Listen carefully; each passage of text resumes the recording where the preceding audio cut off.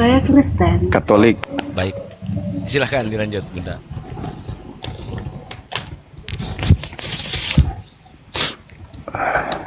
Ya, saya kan melihat di internet atau di Google ya, kisah Ashabul Kahfi itu adalah sebuah legenda, Bang Juma. Ya, semua sumber sudah saya lihat itu Ashabul Kahfi adalah sebuah legenda.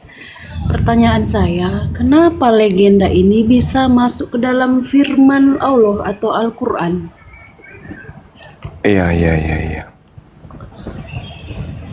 Iya, itu baik. aja sih yang mau saya pertanyakan. Ya, terima kasih.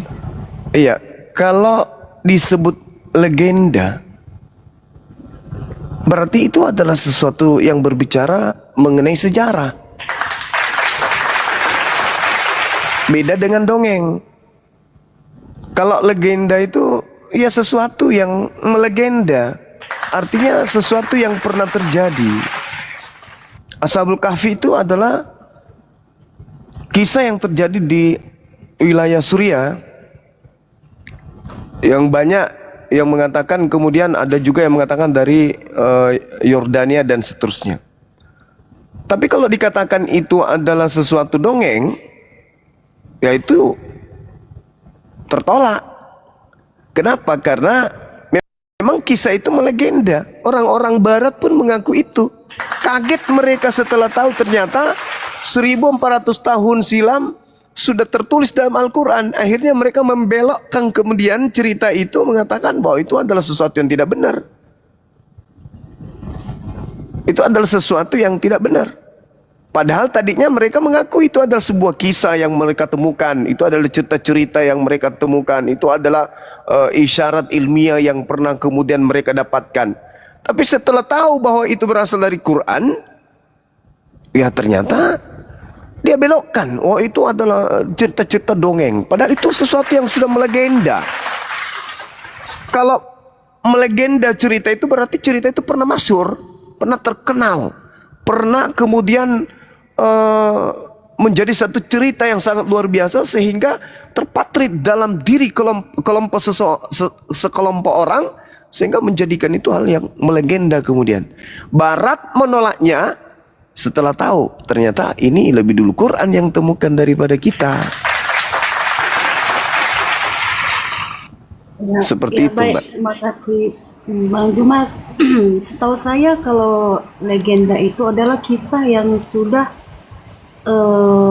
tersiar di masyarakat. Ya, contohnya seperti cerita Maling Kundang. Itu kan memang bisa dibilang dengan legenda. Artinya kisah-kisah yang tidak tahu siapa penulisnya, tetapi udah tersiar itu dan sudah menjadi suatu cerita yang umum di masyarakat. Ya.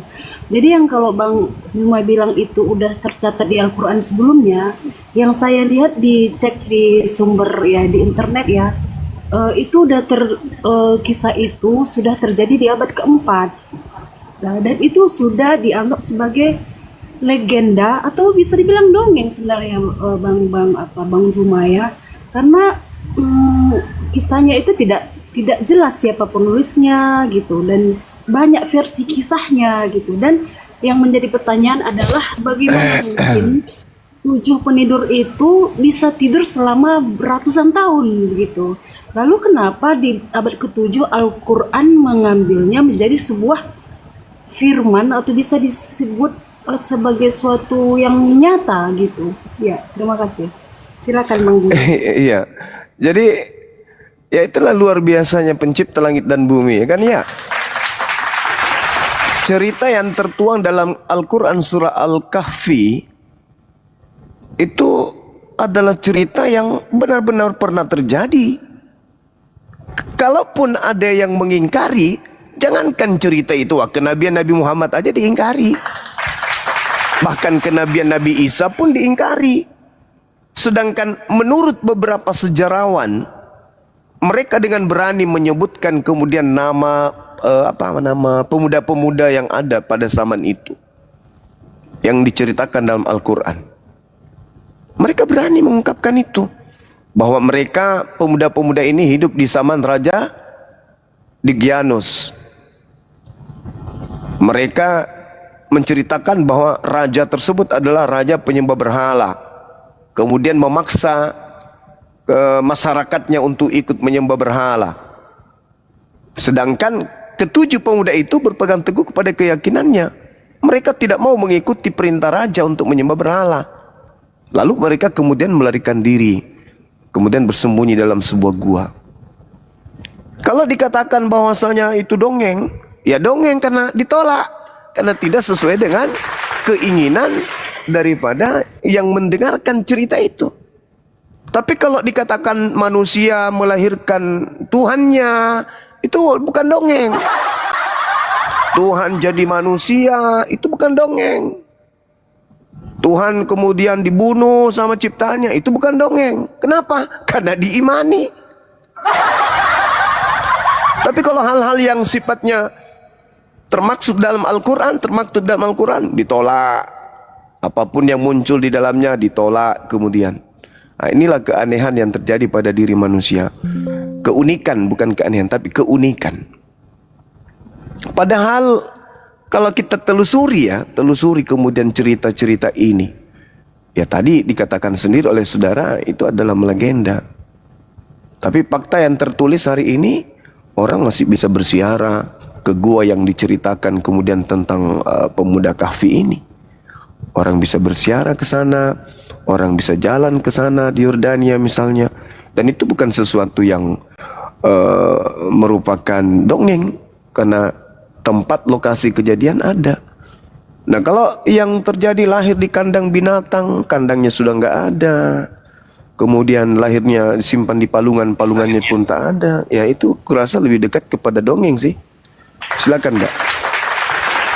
Gini, masalahnya gini Bang Bima, kita kan harus merujuk kepada sumber-sumber yang terpercaya atau yang sudah ahlinya lah dalam hal sejarah ya. Contohnya kita bisa dilihat internet. Saya search di internet, memang kisah itu tidak bisa dikatakan nyata karena tidak ada sumber yang secara jelas menyatakan siapa penulisnya, itu kisahnya terjadi di mana gitu. Dan itu kisah itu sudah dikatakan sebagai legenda atau dongeng di abad keempat. Orang-orang sudah tahu bahwa itu hanya sebuah legenda atau dongeng yang sudah tersebar di masyarakat pada waktu itu gitu. Oke, saya boleh nanya nggak Mbak? Yang itu menjadi pertanyaan saya, kenapa Mbak ini itu dikutip Allah sebagai firman-Nya yang ya, saya ingin tanya, nyata gitu.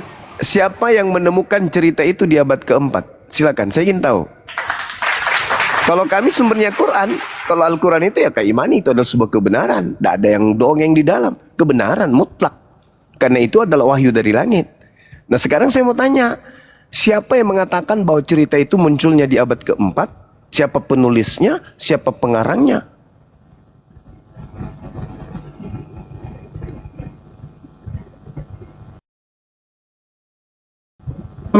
Yang kami imani, apa yang diceritakan kemudian Al-Quran itu ya orang bisa buktikan sekarang kok ada. Bagaimana tempat itu masih menjadi tempat yang bersejarah sampai hari ini?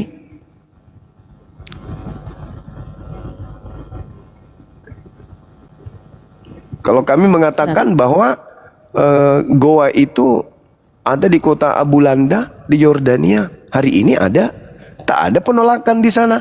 Oh ini enggak cerita itu ada kok dalam Al-Quran, dan tempat itu masih ada hari ini. Tapi kalau bercerita Tuhan lahir di palungan, mana palungannya? Itu yang dongeng itu yang kayak gitu, lahir di kandang kambing, kandang domba, yang dongeng itu yang kayak gitu. Tapi kalau kisah di dalam Al-Quran, jangankan yang seperti ini, Anda melihat kemudian Al-Quran menceritakan bagaimana Adam dicipta di surga, di Taman Eden kalau di dalam Bible. Apa dasar pijakan kita mengatakan itu bukan dongeng? Tuhan berjalan, lalu kemudian Adam sembunyi. Cerita untuk membuktikan bahwa itu bukan dongeng, siapa yang bisa membuktikan kan di Eden? Gak ada. Kenapa Anda imani? Nah, sedangkan kami umat Islam ketika ada informasi bagaimana Al-Quran menceritakan tentang kejadian masa lalu, maka kisah itu benar-benar terjadi nyata. Baik tokoh-tokohnya maupun lokasi di mana kisah itu terjadi. Hanya saja kisah di mana tokoh dan lokasinya disebutkan itu di dalam Al-Quran, ya tidak secara detail diceritakan bahwa seperti ini, tidak. Tetapi yang terjadi hari ini, cerita itu juga ada pada orang-orang barat. Kalau dikatakan itu adalah dongeng, faktanya ada pada diri mereka cerita itu. Hanya saja Al-Quran menceritakan tentang hal tersebut di dalam Al-Quran, sehingga orang-orang yang benci kepada Islam memutarbalikkan, oh itu cuma dongeng katanya. Ya yang dongeng itu Tuhan netek sama manusia, itu yang dongeng.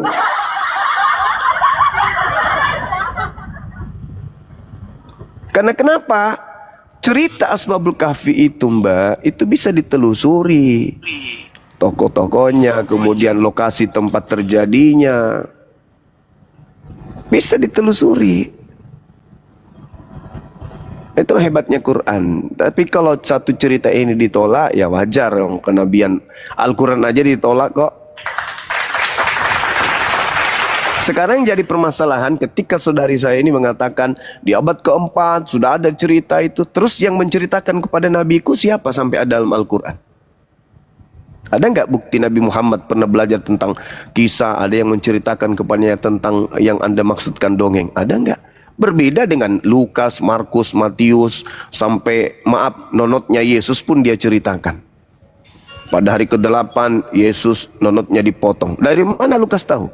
Ia melakukan penyelidikan. Kalau Nabi Muhammad tidak melakukan penyelidikan, siapa coba? Buku apa? Kitab apa? Siapa yang memberikan kesaksian kepadanya? Sedangkan kitab saudara itu ditulis berdasarkan kesaksian-kesaksian orang yang tidak jelas. Nabi Muhammad, adakah dia kemudian menceritakan atau diceritakan, oh dia membaca buku ini, dia kemudian menerima cerita dari si fulan begini, enggak ada. Seketika itu datang kepadanya berupa ilham, berupa wahyu, lalu disampaikan. Jadi kalau orang, mohon maaf nih, orang Kristen memprotes cerita yang ada di dalam Al-Quran, tetapi faktanya abad keempat ternyata itu sudah diceritakan. Lalu bagaimana kami bisa percaya Tuhan datang ke bumi netek kepada manusia? Bagaimana bisa kami terima? Anakku adalah Tuhanku sendiri. Itu gimana ceritanya? Cepatlah besar wahai anakku, karena engkau kelak adalah Tuhanku. Gimana bisa diterima cerita itu? Itu masuk kategori dongeng kah atau apa gitu, cerita kayak gitu? Ya jadi memang terkadang kalau kita melihat punyanya orang wah jelek, tapi punya kita sendiri hancur, kita nggak pernah sadar. Seburuk-buruknya punya kita tetap mengatakan lebih baik. Padahal ya kalau misalnya cerita tentang Ashabul Kahfi ini ditolak, dikatakan kemudian ini dan itu, tapi faktanya secara detail gua seperti yang diceritakan di dalam Al-Quran dalam surah Al-Kahfi itu masih dapat kita lihat reruntuhan seperti bekas tempat peribadatan dari tempat di atas gua tersebut. Itu bukti. Tempat ibadah yang dimaksudkan yang ada di situ adalah rumah ibadah penganut ajaran Nasrani.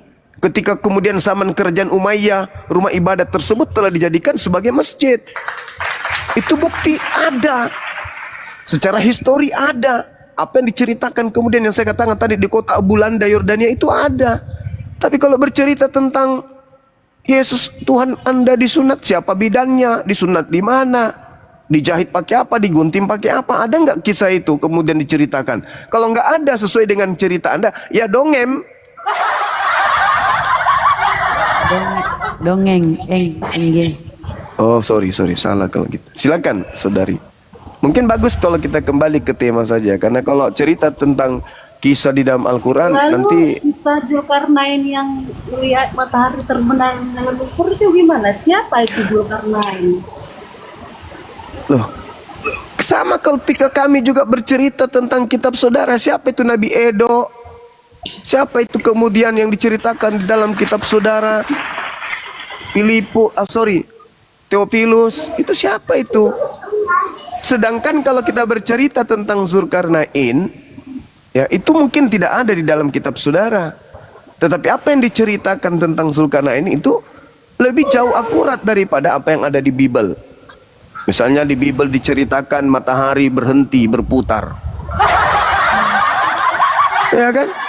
Matahari terbenam di lumpur hitam, itu menurut penglihatan Zulkarnain pada zaman itu. Dan sekarang kalau saya berdiri di Pantai Losari pada saat maghrib, matahari itu seakan-akan memang tenggelam di lumpur, karena laut pada sore hari di kota saya itu seperti lumpur hitam kalau sudah petang. Jadi apa yang diceritakan Al-Quran itu tidak salah, malah secara ilmiah itu betul adanya. Tapi kalau Bible menceritakan ada siang dan malam, matahari belum ada, itu kayak mana ceritanya? Kan sebenarnya harus ada orang yang merujuk siapa Zulkarnain ini. Kenapa kok bisa tiba-tiba ada sosok Zulkarnain? Misalnya Saudari, Kembali ke tema aja, Mbak. Saudari, Apa sih?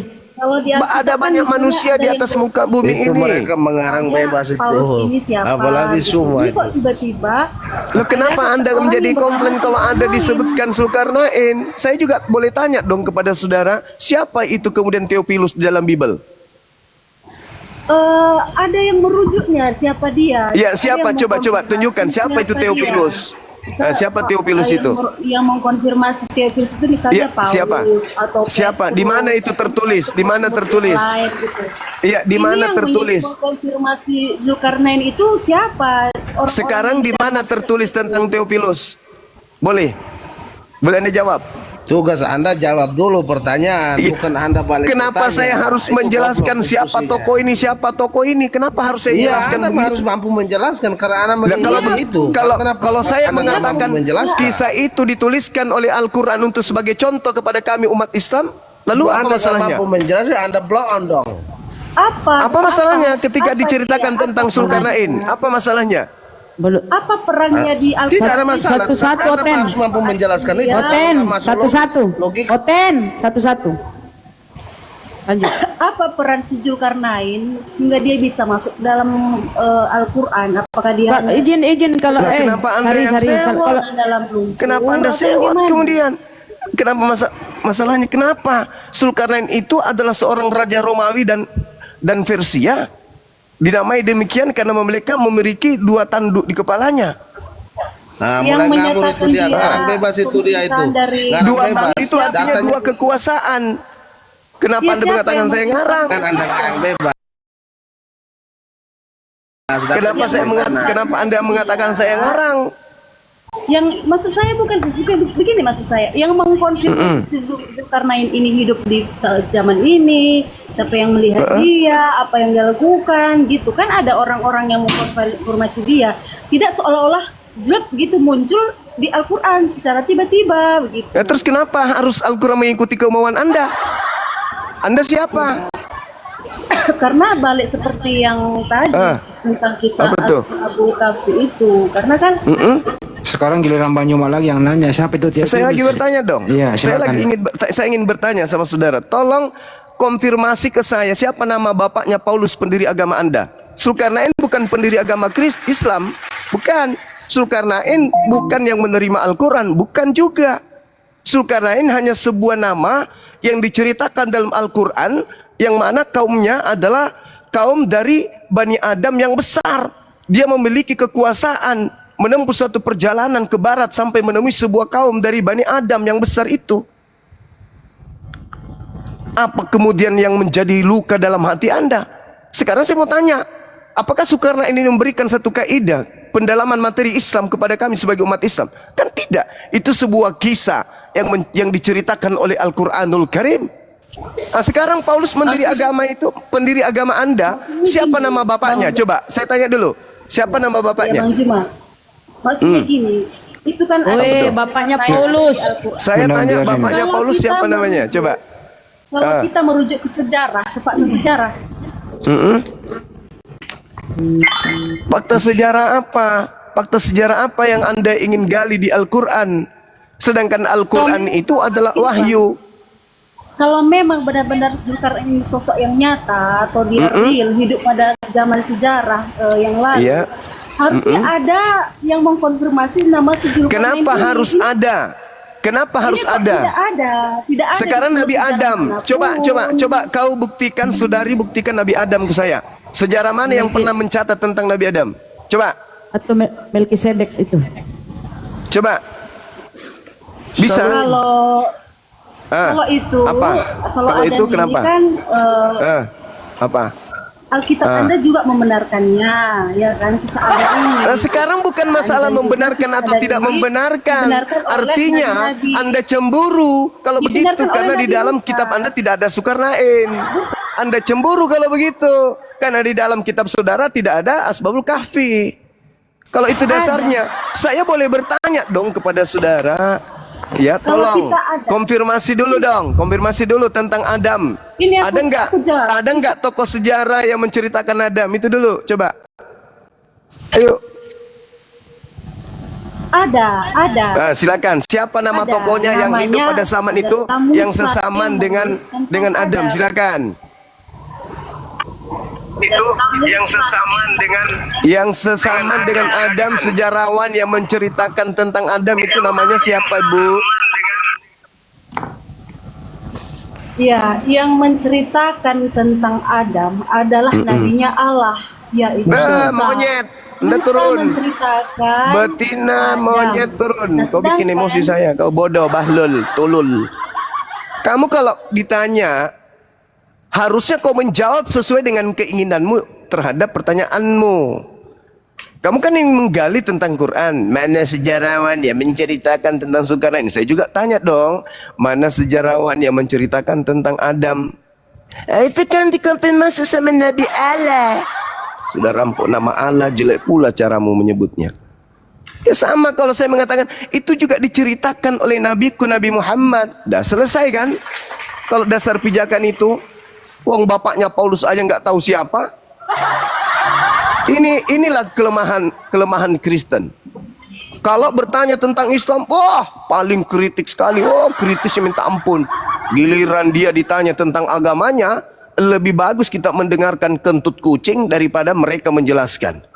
Oke, Bang Juma, selamat malam Bang Juma. Masih bermakna kentut ayam jantan pada hari Jumat daripada mulut orang Kristen ketika ditanya tentang agamanya.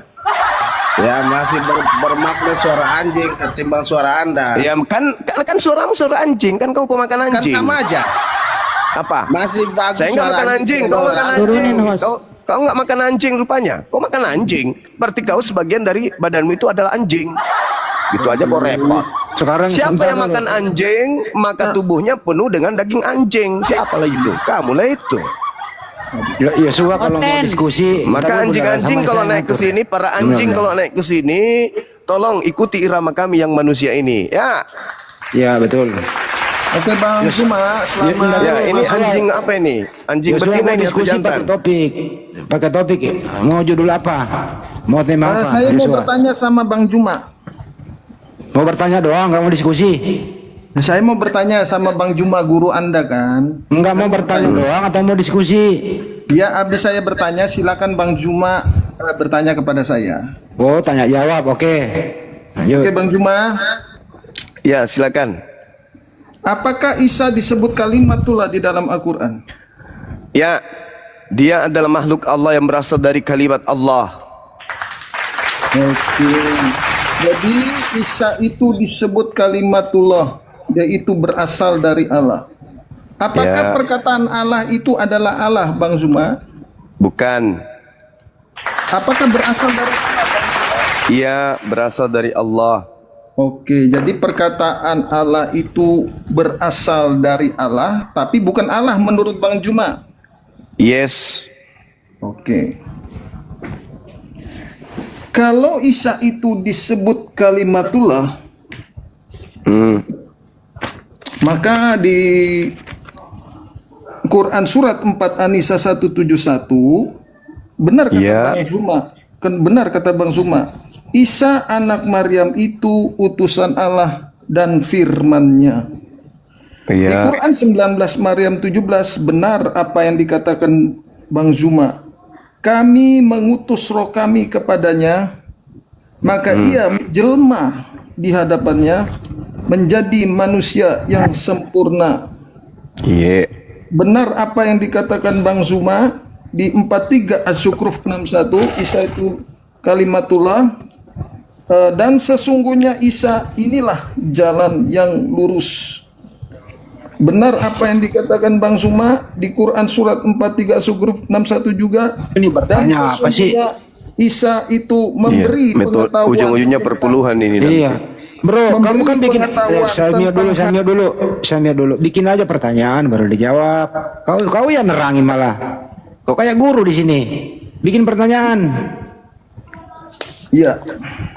Ujung-ujungnya Kalau perpuluhan. sudah dikatakan Bang Suma sudah membenarkan, Bikin pertanyaan.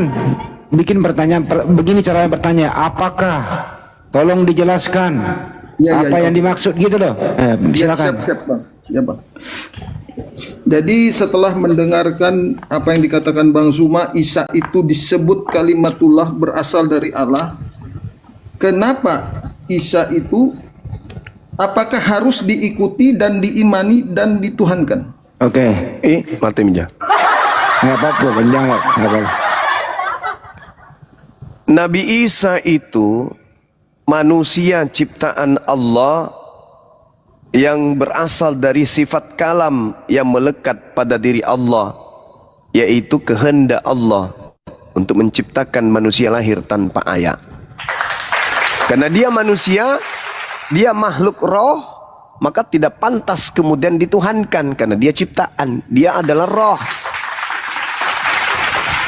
Nabi Isa itu adalah makhluk roh yang dibungkus dengan biologis, maka dia tidak pantas dituhankan bagi orang waras. Tapi kalau ada orang gila yang mau menuhankan, silakan saja. Begitu, saudara. Udah dijawab ya. Belum Mas Zuma. Udah dijawab, masa kamu nggak punya kuping mendengarkan jawaban? Ya, tetapi kenapa di dalam Sebentar, izin, Oh, benar, Bang, aduh. Bang dengar, izin. Yang dia bawa tadi Gurunda, yang menjelma menjadi manusia sempurna itu Jibril Oten, Maryam 17. Udah nggak apa-apa, nanti kita nambah Lanjut, lagi. Gurunda. Bikin lagi pertanyaan kedua. Oke, pertanyaan yang kedua, jikalau Isa itu disebut kalimatullah dan dia dia dikatakan ciptaan, tetapi kenapa di kitab Anda di Quran 21 Al-Anbiya 91 mengatakan, ingatlah kisah seorang perempuan yang memelihara kehormatannya dalam kurung Maryam, lalu kami tiupkan kepadanya roh kami dalam kurung roh Allah, dan kami jadikan dia dan anaknya sebagai tanda dalam kurung kuasa Allah bagi semesta alam. Bagaimana mungkin Pertanyaan. roh Allah itu adalah ciptaan? Pertanyaan. Apakah roh kami ini adalah roh ciptaan? Apakah Oke, yang dimaksud? udah cukup. Kami tiupkan Udah cukup. Langsung banyak. Habis ini Inilah kesalahan Kristen karena menganggap roh itu adalah pencipta. Ini tadi yang saya katakan, kesalahan fatal Kristen ini menyembah roh. Ketika dikatakan roh kami, itu sama halnya dia mengatakan air kami, langit kami, bumi kami, makhluk kami, rumah kami, ciptaan kami. Apa bedanya roh kami dengan tanah kami, dengan alam kami, malaikat kami, manusia kami? Coba Anda baca di Kejadian 3 nomor 3, Kejadian 6 nomor 3 tuh. Atau Sakaria 12 nomor 1 tuh. Untuk memahami Quran, coba minta tolong sama dalil yang kusebutkan tadi. Rohku tidak selamanya berdiam di dalam diri manusia. Berarti roh yang ada pada diri kita ini adalah rohnya Tuhan, tetapi bukan Tuhan, rohnya Tuhan. Sama seperti udara yang masuk ke dalam hidung kita ini adalah udaranya Tuhan, udaraku, rohku. Bukan berarti udaraku itu adalah aku. Sama seperti ketika saya mengatakan mobilku, rumahnya Suma, rumah kami, kantor kami, kampung kami, mobil kami. Bukan berarti mobil itu adalah kami. Ini kesalahan fatalnya orang Kristen. Karena Kristen itu penyembah roh. Sedangkan pencipta langit dan bumi itu bukan roh. Roh itu ciptaan. Oke Bang Juma, Ya, silakan. Udah dua Sekarang- pertanyaan nih. Terakhir satu lagi ya. Entar dulu saya yang ngatur. Nah, Oke, satu oke. lagi silakan. Kalau Anda katakan, sudah saya catat tadi, kalau Anda katakan Kristen menyembah roh karena Allah kami itu roh. Sekarang saya tanya, menurut kepercayaan Abang, Allah Anda itu wujudnya apa? Roh atau zat? Zat itu bahasa Arab. Artinya esensi, hakikat. Jadi kalau Anda bertanya, apakah Tuhan adalah roh atau zat? Tuhan kami adalah hakikat pencipta langit dan bumi yang tidak serupa dengan makhluk. Ya, wujudnya apa, Bang? Wujud Tuhan laisa kamitslihi syai', tidak serupa dengan apapun. Baca 2 Samuel 7 nomor 22, pencipta Kok langit dan Alkitab, bumi, supaya Di Anda Al-Quran. bisa menerima, supaya Anda supaya bisa memahami apa yang saya jelaskan. Tuhan itu tidak serupa dengan makhluk. Kalau Anda nggak paham, baca 2 Samuel 7 nomor 22, pencipta langit dan bumi yang maha tinggi itu tidak serupa dengan apapun. Anda nggak akan paham. Udah cukup. Nggak akan paham kalau cuma Al-Quran. Silakan Bang Juma lagi yang nanya dia. Iya, saya mau tanya kepada saudara, siapa yang menciptakan tangan imutnya Yesus? Jawab. Yesus bukan ciptaan, dia adalah firman Allah yang menjadi manusia. Saya ulang pertanyaan saya. Siapa yang menciptakan tangan jemari-jemarinya Yesus itu? Jawab. Ya, sebagai kemanusiaan yang mencipta adalah Bapa, tetapi Yesus itu bukan ciptaan. Bagaimana Sebagai mungkin kemanusiaan- Yesus itu bukan ciptaan? Yohanes Bagaimana 1 bisa ayat Anda 14, mengatakan? Bang Juma. Apa? Yohanes 1 ayat 14 Bang Juma. Itu dia ayat- menjadi. Dia Nah, menjadi. Ciptaan itu adalah menjadi. Ciptaan itu sesuatu yang tidak ada menjadi ada. Tadinya bukan daging menjadi daging, itu ciptaan. Ya, Bagaimana siapa yang mungkin dimaksud Anda dengan- mengatakan Yesus bukan ciptaan? Ya, Yesus itu bukan ciptaan. Ini perkataan Yesus sendiri Bang Juma.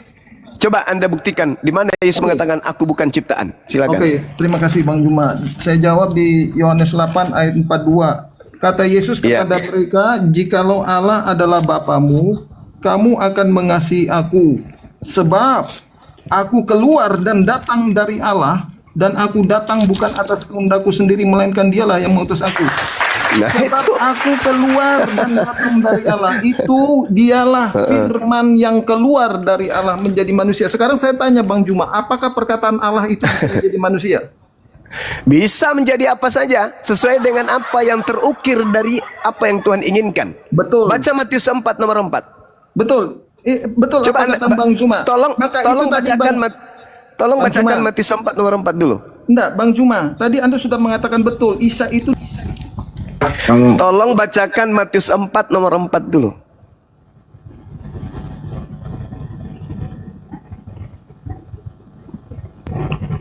Silakan Bang, bacakan Matius 4 nomor 4. Oke, izin Bang Juma. Saya buka Alkitab dulu, Bang. Iya. Sudah nyata-nyata Yesus keluar dari Tuhan. Berarti ciptaan. Segala sesuatu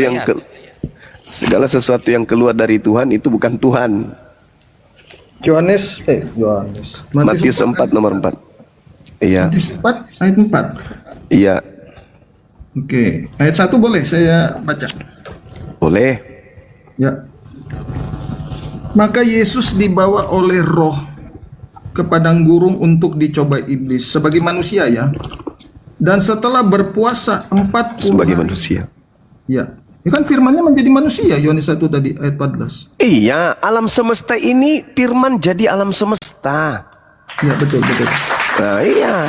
Maka itu Bang Juma di Kejadian 1 ayat 26, marilah kita menciptakan manusia dan gambar dan rupa kita. Kita itu jamak Bang Juma. Di situ adalah Yesus di situ. Dialah sang firman itu.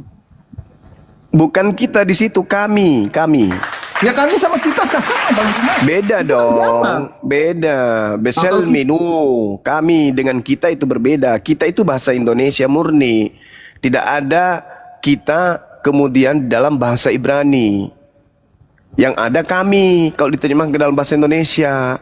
Jadi kalau misalnya ada seorang guru masuk ke dalam kelas, besok kami ke Jakarta, berarti yang ke Jakarta besok guru itu aja. Tapi kalau guru masuk ke kelas berkata besok kita ke Jakarta, berarti yang ke Jakarta besok guru dan murid-muridnya. Beda.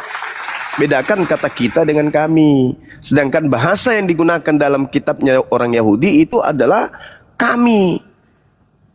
Ya, kami kan berarti kan jamak, bukan tunggal. Belum tentu. Belum tentu kami itu jamak. Yes. Sama Kalau seperti begitu, Bang Zuma. Hmm. Kalau Anda bilang katakan tadi kami jamak, kenapa di Quran 21 Anbiya tadi 91 kami tiupkan kepadanya roh kami? Siapa kami di situ? Ya kami adalah Allah itu sendiri, kan udah kubilang kami itu bisa tunggal, bisa jamak. Nah sekarang ketika Allah menceritakan tentang dirinya dan melibatkan makhluknya, dan di situ nuansanya adalah kebesaran dirinya sebagai pengutus. Apa bahasa Indonesianya? Ada? Enggak ada. Maka bahasa Indonesia keteteran untuk menerjemahkan kalimat Allah. Maka kami menggunakan kata kami itu supaya lebih mendekati makna yang ada di dalamnya. Begitu, Oke, saudara. Oke. Ya. Jadi tadi Anda katakan Allah itu menurut Bang Juma Allah Anda itu maksudnya berupa tidak berbentuk apa gimana ya? Tuhan kami itu tidak serupa dengan makhluk. Jadi Oke, Anda bisa. mau mencari makhluk yang mana yang menyerupai Tuhan kami itu nggak bisa. Makanya dalam kitabnya Yahudi, hendak dengan siapa engkau persamakan kami sehingga kami sama? Nggak ada. Oke Bang Juma. Nah, sekarang kita baca di Quran surat Al-Hadid 3. Iya. Di situ diartikan dialah yang awal dan yang akhir, Dialah yang maha awal dan maha akhir, yang zahir dan yang batin. yang maha zahir dan maha batin. Apa artinya zahir itu, Bang? Zahir artinya itu yang maha nyata. Bisa terlihat. Jadi zahir itu Maha sesuatu nyata. Iya, nyata Tadi- bisa terlihat. Ya, dengarkan saya. Berarti Allahnya bisa terlihat. Siapakah Alam- Allah yang bisa terlihat? Alam Bukankah semesta. yang dimas Udah, kamu aja bicara. Saya turun ya. Tanya bro, kalau bertanya itu Anda diem mendengarkan. Dari tadi saya tegur Anda itu. Allah itu maha nyata. Apa bukti kenyataan bahwa Allah itu ada? Tengok kiri kanan Anda. Tengok tubuh Anda. Siapa yang mengadakan itu? Anda sendiri yang bikin jari-jari Anda. Anda yang bikin mulut Anda itu sampai bisa ngomong. Itu bukti bahwa Tuhan kami itu maha nyata. Tuhan yang menyatakan dirinya ada dengan cara menciptakan alam semesta. Tuhan tak bisa dilihat. Kenapa? Karena tidak sama seperti makhluk. Karena Tuhan itu maha nyata, maka dia memperlihatkan kenyataan bahwa dia itu ada dengan menciptakan alam semesta ini, menghamparkan alam ini, bukti bahwa Allah itu maha nyata. Yang Anda katakan Tuhan Anda itu nyata kalau keluar dari rahim manusia kan? Mama, Tuhan mau nenen. Itu kan? Bang Zuma? Itu bukan maha nyata itu, Bung. Itu nyata sebagai ciptaan. Tapi kalau maha nyata, alam semesta ini bukti kemahaannya. Bang Zuma? Iya. Di Quran surat Al-Hadid 3 itu berbicara tentang siapa, Bang Zuma? Berbicara mengenai kenyataan Allah itu ada. Itu berbicara tentang Isa, Bang. Nenekmu kiper. Tuhan maha nyata itu maha zahir. Bang Zuma sudah mengakui ya. Bahlul. Jadi Bang Tuhan Zuma, kamu jangan bertanya tentang Quran lalu kemudian kamu sudah sadar bahwa tak ada tempat di atas kepalamu itu untuk menerima jawaban dari pertanyaanmu sendiri. Lol.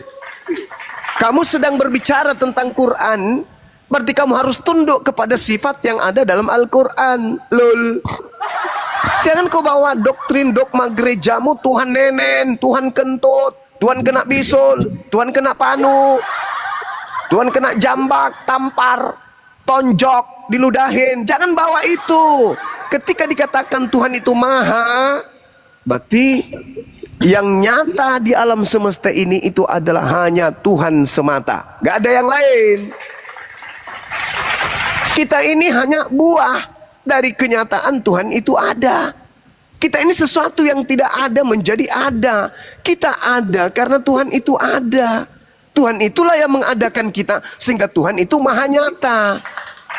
Sekarang yang menciptakan alam semesta ini siapa? Nenek lo? Kakek lo?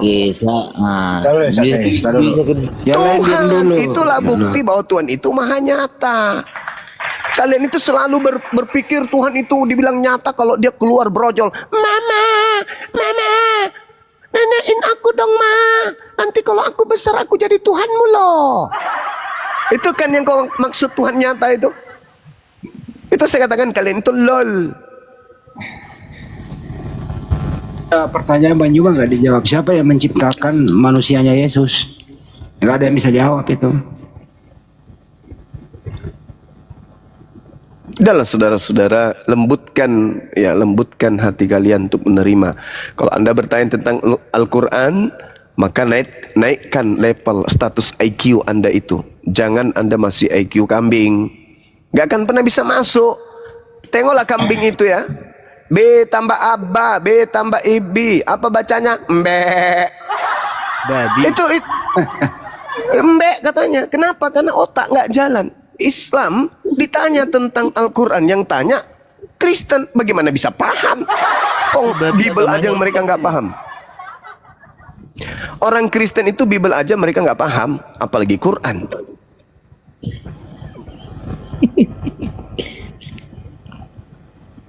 Oke, yang mau maju siapa lagu? Satu-satu. Yang mau maju siapa? Oke. Nah, saya sama Bang Jumeni dulu ya. Oh ya, silakan. Oke. Nah, dari saya dengar Bang Juma bahwa Anda menyamakan Alkitab dengan Quran, kan gitu? Siapa bilang saya menyamakan, Cak Ayu? Ini mulai lagi. Satu Bukan firman sama ya, Tuhan, oke. satu surat kabar robek, mana bisa sama? Maksud saya gini Bang Juma, ini Bang Juma kan sementara yang berfirman di dalam Alkitab yaitu Yahweh Utwabe, kan gitu? Yang berfirman kepada Nabi Musa, iya, Ya betul. adalah pencipta langit dan bumi. Oh, Yang kok berfirman gini, di dalam kitabmu itu Lembaga Bible Indonesia. Beda. Maksud saya gini Bang Juma. Pertanyaan saya Bang Juma, apakah Bang Juma mempercayai Yahweh Utwabe? Saya percaya kepada pencipta langit dan bumi yang berfirman kepada Nabi Musa, Nabi Daud, Nabi Sulaiman, Nabi Yahya, Nabi Isa alaihi salam. Pertanyaan saya Bang Juma, kan Bang Juma tadi ngomongin Musa, akan itu. Ya, Berarti itu Bang Juma Nabi kami percaya yang sama diutus kepada Yahweh Bani Utwabe. Israel. Nah, Saya tidak percaya dia yang datang dalam rupa manusia itu. Nggak percaya saya. Itu maksud bukan saya Tuhan. begini Bang Juma, kan? Nah, maksud saya gini, berarti ya Bang Juma mempercayai Yahweh Utwabe. Itu aja, percaya apa enggak? Kalau Yahweh Yot-Evav ya, yang turun ke bumi menjadi bayi, itu saya tidak percaya. Lari ke mana ini? Loh, Nah, pertanyaan saya kok kamu kok kamu maksa saya seperti mau? aja. Kamu pikir saya jemaat gereja yang bisa dibodohi? Maksud saya nah gini Bang, abang saya Bang Juma gini, percaya apa tidak? Iya. Saya percaya kepada Tuhan yang mereka sebut Hashem. Selama Tuhan itu laisa kamitslihi syai', tidak serupa dengan makhluk, dan dia yang berfirman kepada Nabi Musa. Dia mau mengatakan El Shaddai, El Eroi, atau apapun itu, Sar Shalom, atau apapun itu, saya percaya. Selama bukan esensi yang nusul menjadi makhluk kucluk. Paham? Saya nggak bisa Anda giring. Kenapa? Karena dalam diri Kristen ada Kristus yang adalah makhluk halus, yang Yesus sebut sebagai penyesat. Nah, ada dengar dulu maksud saya berarti sebenarnya Bang bukan Allah, tetapi Yahweh itu apa? Tuyul. Tuhan saya adalah Allah. Kamu datang bertanya, apakah kamu percaya kepada Tuhan Hashem Yotevave? Saya jawab dong sebagai orang yang punya intelektual. Kalau yang kamu maksud itu adalah gelar Tuhan yang datang kepada Nabi Musa, saya percaya. Tapi kalau yang kau maksud itu, yang bergelar Yod-Heh-Pape itu yang nusul menjadi bayi, minum cucu sama wanita dewasa, aku tidak percaya. Begitu lengkap jawaban saya. Anda saja yang tidak punya kepala, yang bisa menampung jawaban saya. Kenapa? Karena dalam diri Anda ada Kristus, iblis.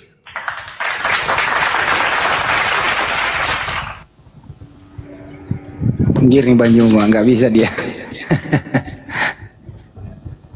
Saya boleh bertanya dong kepada Kristen?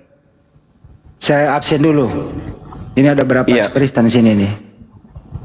Loto atau bos tua silakan. Kristen yang silakan maju satu-satu orang.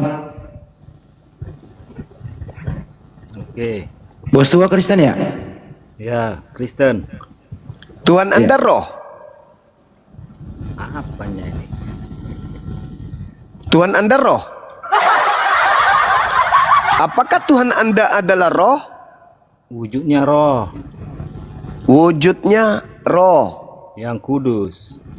Oh, roh yang kudus. Kalau wujud setan apa? Roh yang enggak kudus lah.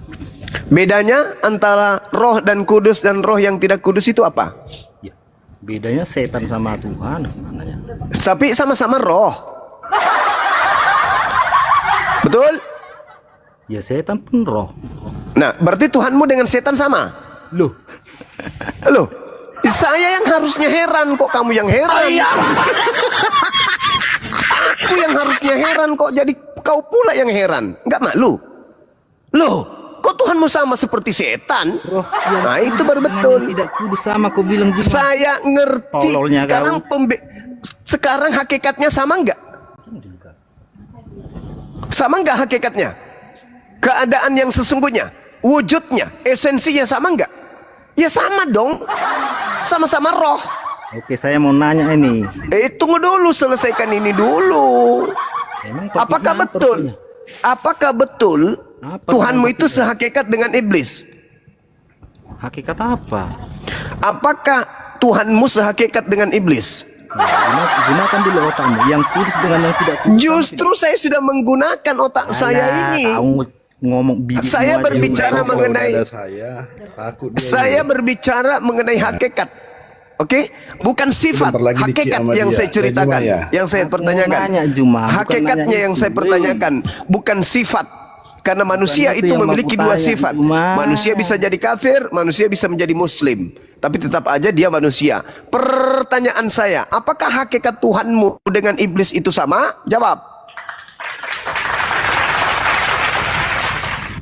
Jawab dulu.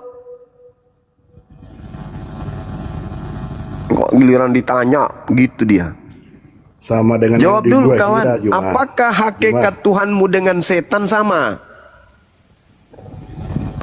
Hakikat setan Ya. roh. Hakikat Tuhanmu kayu. Roh juga dong.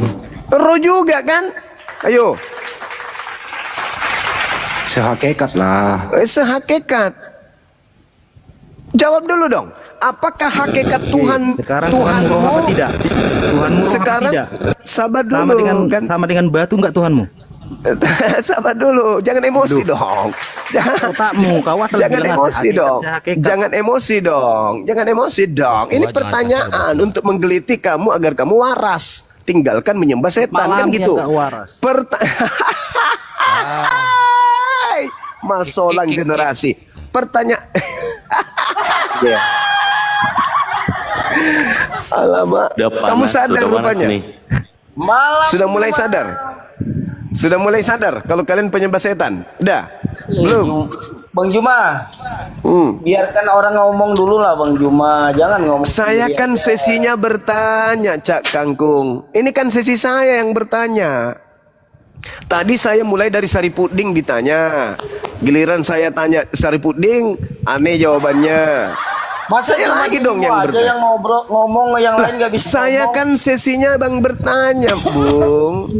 Gimana orang bisa menjelaskannya Bang Juma? Iya, sekarang Anda jelaskan. Apakah hakikat Tuhanmu dengan iblis sama? Silakan jawab. Ya, izin Gerunda satu-satu ya yang Kristen Kan Roh IP Kudus. Kalau Anda kan Roh halus, Bang Juma. Udah Nanti dong. rungkat satu-satu. Satu-satu. Aduh. Satu-satu. Dia udah jawab tadi nggak dengar Kang. Diulang jawabannya bro. Diulang jawabannya. Jangan di-mute lah, Bang. Iya, diulang. Kalau kami kan Roh Kudus. Kalau Tuhannya Bang Juma roh halus ya beda lah, Bang. Dari mana saat saya tidak bertanya sifatnya, saya bertanya hakikat. Apakah hakikat Tuhanmu dengan iblis sama? Jawab. Bang. Bang. Bang Juma. Tuhanmu kan orang Arab. Berarti Ini Tuhanmu ya. Ya jawab dulu pertanyaan saya, cuplis. Kok kayak apa ini? Kayak asu yang kelaparan tulang. Diskusinya yang cantik dong. Habis itu Anda bertanya lagi.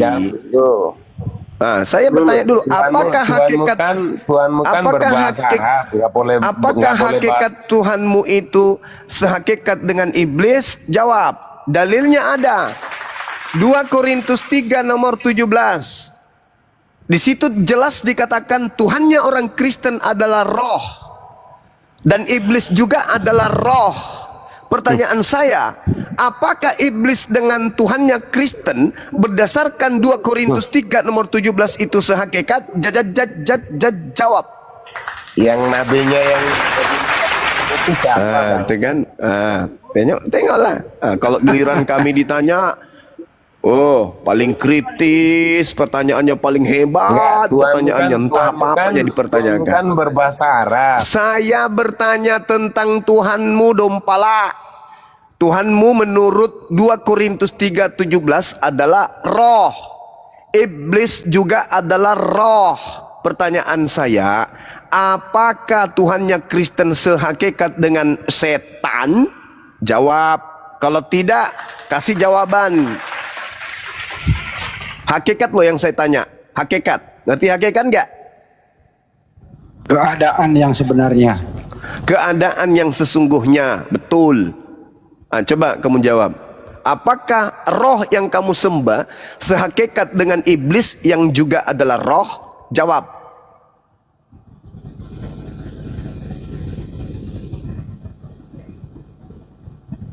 Karena Yesus mengatakan iblislah yang menjadi Tuhanmu. Itu ingin aku buktikan. Yesus tidak pernah menyembah roh. Musa tidak menyembah roh. Daud, Salomo nggak menyembah roh. Kristen menyembah roh. Maka muncul pertanyaan saya. Menurut 2 Korintus 3:17, Tuhannya Kristen itu roh. Iblis juga roh. Pertanyaan saya, apakah sembahan Kristen yang bernama Kristus itu sehakikat dengan setan? Jawab.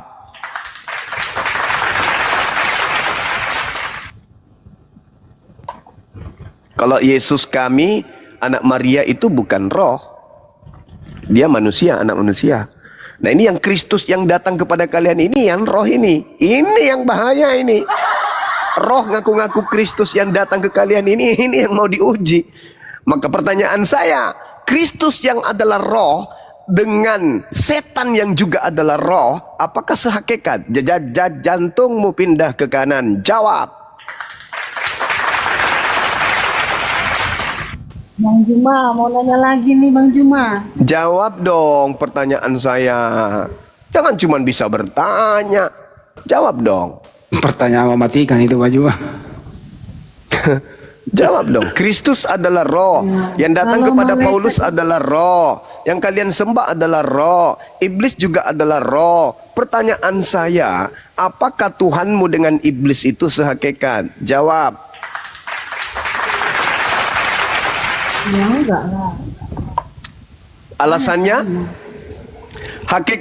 Sehakikat iblis apa? Iblis kalau mau kami kan Hakikatnya malaikat iblis apa? yang memberontak kepada Allah. Iya, hakikatnya apa? Ya dia ciptaan malaikat. Hakikatnya apa? Ya, Apakah dia? malaikat. Ya, Diciptakan. malaikat itu hakikatnya apa? Malaikat itu kan namanya. Mulai pura-pura bingung kan kok dia ditanya. Kalau menurut Juma apa? Kalau menurut Saya- Juma apa emang? saya- Malaikat itu. Malaikat hakikatnya apa? Kalau menurut Saya- Juma, malaikat itu hakikatnya apa? Saya bertanya loh sama Anda loh. Kau ditanya Saya bertanya, Oten. loh. Kau ditanya Jangan kau balik Oten. nanya. Oten Wati kau ditanya. Kalau menurut kami malaikat itu diciptakan. Malaikat yang memberontak kepada Allah kami disebut sebagai iblis. Allah kami. Tumpal. aja apa-apa. Pertanyaan saya, beda. pertanyaan Allah memang kan beda, beda. memang Beda beda. Allah. Kamu makhluk roh Tuhanmu, makanya saya bertanya loh. Iya, Tuhan Ya. hujat. Makanya saya Tuhan hujat. bertanya, Tuhan di mana dalilnya? Iya. Di mana dalilnya Tuhan saya zat? Tunjuk dalil. Mana ada Allah itu hujat? Di mana Hujat. dalilnya? Hujat. Di mana dalilnya? Penyembah roh, di mana dalilnya Tuhan kami zat? Ulama pernah. Di mana Ada, saya dalilnya pernah di dengar. dalam Al-Quran? Penyembah roh, penyembah setan. Di mana dalilnya umat Islam menyembah zat? Di mana? Penyembah setan yang bergelar Kristus. Di mana dalilnya Allah itu zat? Tunjukkan dalil. Penyembah Kristus yang adalah setan. Di mana dalilnya? Di mana Anda membawa data? Kalau saya bisa membuktikan kalau Anda penyembah setan. 2 Korintus 3:17. Jadi Allah itu Tuh. apa coba? Jadi Itu Allah dalilnya. Coba Allah- Kalau saya bisa membuktikan kalau kamu itu penyembah setan. 2 Korintus 3:17. Nah sekarang mana dalilnya Tuhan kami adalah zat? Mana dalilnya? Mana dalilnya? Kalau nggak Ayo. bisa diskusi saya turunin aja Sari ya. Nggak bisa Iya diskusi, nggak bisa makanya. ngejawab. Makanya Sari Jadi biarin kayak Puding. gitu. Ya, jadi Kristen mulai hari ini kalian harus sadar Kristus yang kalian sembah itu adalah roh. Sehakikat dengan iblis yang juga adalah roh. Paham ya? Makanya saya bertanya, apakah Kristus yang adalah roh yang kamu sembah ini sehakikat dengan setan? Jawab, kalau Anda mengatakan tidak sehakikat, apa alasannya? Sedangkan setan itu adalah makhluk roh. Yang juga sedangkan Kristus juga adalah makhluk roh, bukan manusia. Paham ya? Makanya silakan. Silakan Anda jawab, saya diam. Beda hakikatnya. Beda hakikatnya. Silakan. Beda hakikatnya Juma. Beda. Alasannya apa, Bang?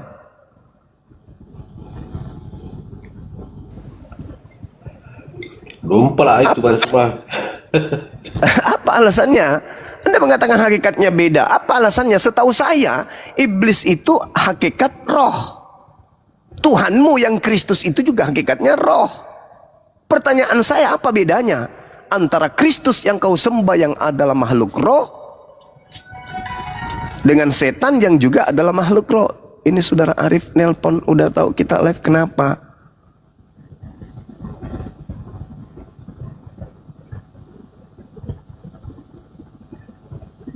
Sama-sama roh paman. Oh keren abangku.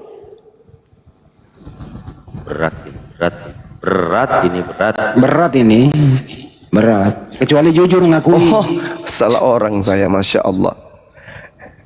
Kalau jujur ngakui sama-sama roh ya kelar.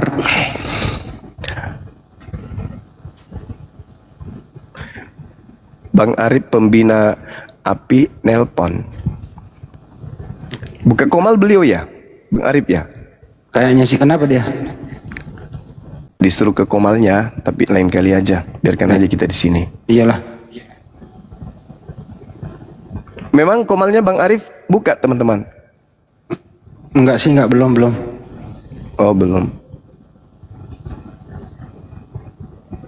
Frans, halo Frans. Makanya sebelum di-kick balik sama Bang Juma, kalau kalian itu bertanya, inilah Iblis gini. Juma, saya jawab ya. Ya. Iya. Beda Juma. Kalau iblis Apa itu bedanya? Hakikatnya roh, apa? seperti kata Aisyah, saya tidak pernah melihat Tuhanmu Muhammad kecuali sigap menuruti hawa nafsumu. Itulah hakikatnya iblis. Oh gitu. Iblis itu dengan hawa nafsu. Oh Ya. gitu. Nah sekarang Makanya Kristus itu, itulah yang ketemu. sekarang Kristus Saya itu tanya. kan roh. Kristus kan roh. Anak Maria roh atau bukan? Anak Maria tidak, anak manusia. Dengerin. Manusia. Coba saya- Berarti bukan anak Maria kan yang kau sembah itu? karena anak Maria manusia, anak Maria. sedangkan sembahanmu adalah Pertanyaan roh. saya. Pertanyaan Yang saya, ketemu sama Muhammad di Gua Hira, apakah roh atau kemudian dengar, yang ketemu dengan Nabi Muhammad itu adalah malaikat Jibril, betul? Dia adalah makhluk gaib, oke? Dia disebut roh dan statusnya adalah ciptaan. Yang ketemu Dia Muhammad ciptaan. di Gua Hira itu Malaikat, ini. malaikat, makhluk roh, makhluk daging gaib. atau roh malaikatnya. Nah, Daging ketika atau roh? ketika dia Jawab datang, dulu, jawab dulu baru kita lanjut. saya mau jawab dulu, Juma. ini. Saya mau jawab ini. Jibril. Ketika beliau datang, ketika beliau datang, kadang berupa roh, kadang berupa manusia. Bukan setan dong yang kamu simpulkan tadi. Enggak dong, beda dengan Tuhanmu. Hakikatnya setan, Dengarkan. Jibril juga. Kami tidak, Jibril bukan Tuhan kami, Cak Ayu. Jibril setan. Jibril bukan Tuhan kami, Cak Ayu. Beda dengan kamu. Kamu menyembah roh. Jelas-jelas roh yang kamu sembah. Kami tidak menyembah malaikat.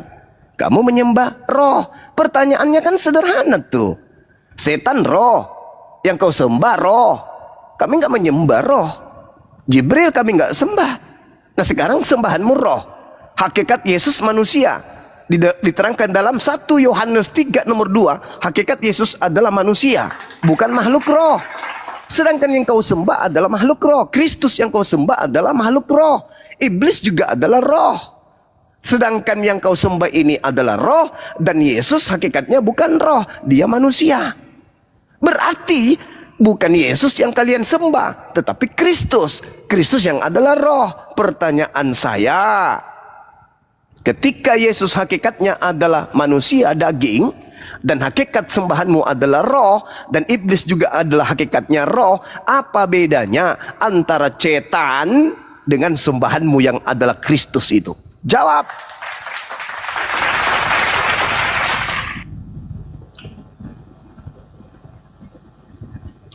Siapa suruh lu menyembah roh? Kena lu. Frans, saya Frans.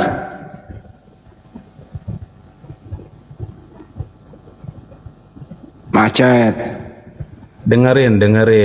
Itu beda, hakikatnya beda, Bos. Roh jahat itu roh ciptaan. Roh jahat Allah dan itu roh baik ilahi. itu adalah sifat.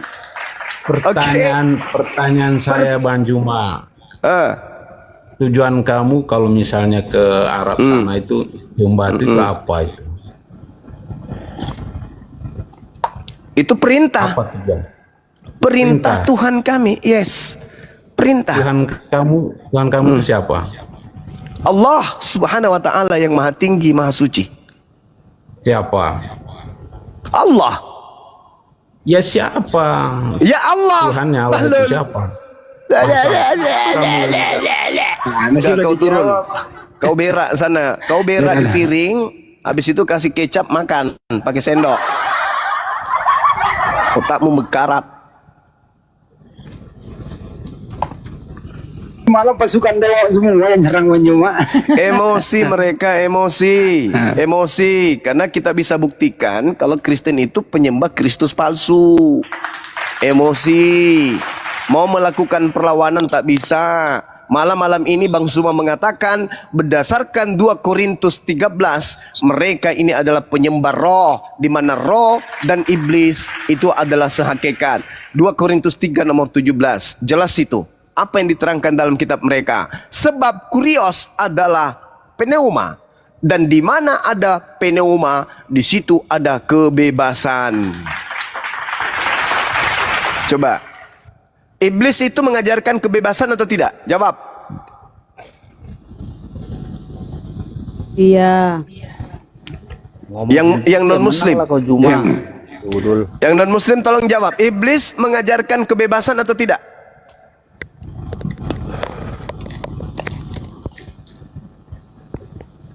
Jawab. Apa beda jin sama malaikat? Pertanyaan saya. Apa beda jin sama malaikat? Apa beda jin sama malaikat?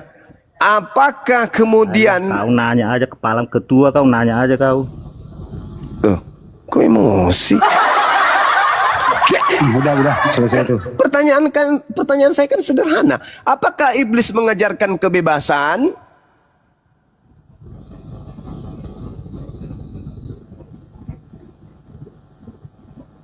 Jawabannya ya.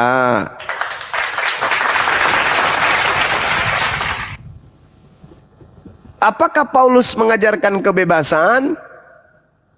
Iya. Iya. Bedanya dengan iblis? Apa? Bingung. Tidak ada. Tidak ada. Apakah Yesus mengajarkan kebebasan? Tidak. Yesus Tidak. anak Maria tidak. Apakah Nabi Musa mengajarkan kebebasan? Tidak. Tidak. Tidak. Apakah iblis mengajarkan kebebasan? Iya, Paman. Iya. Apakah Paulus mengajarkan kebebasan? Iya, Paman. Iya. Bedanya dengan setan? Sama. Keren.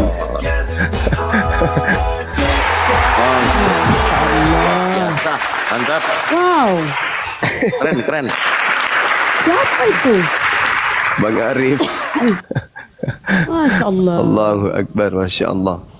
Beliau Keren. habis jual ini Sawah.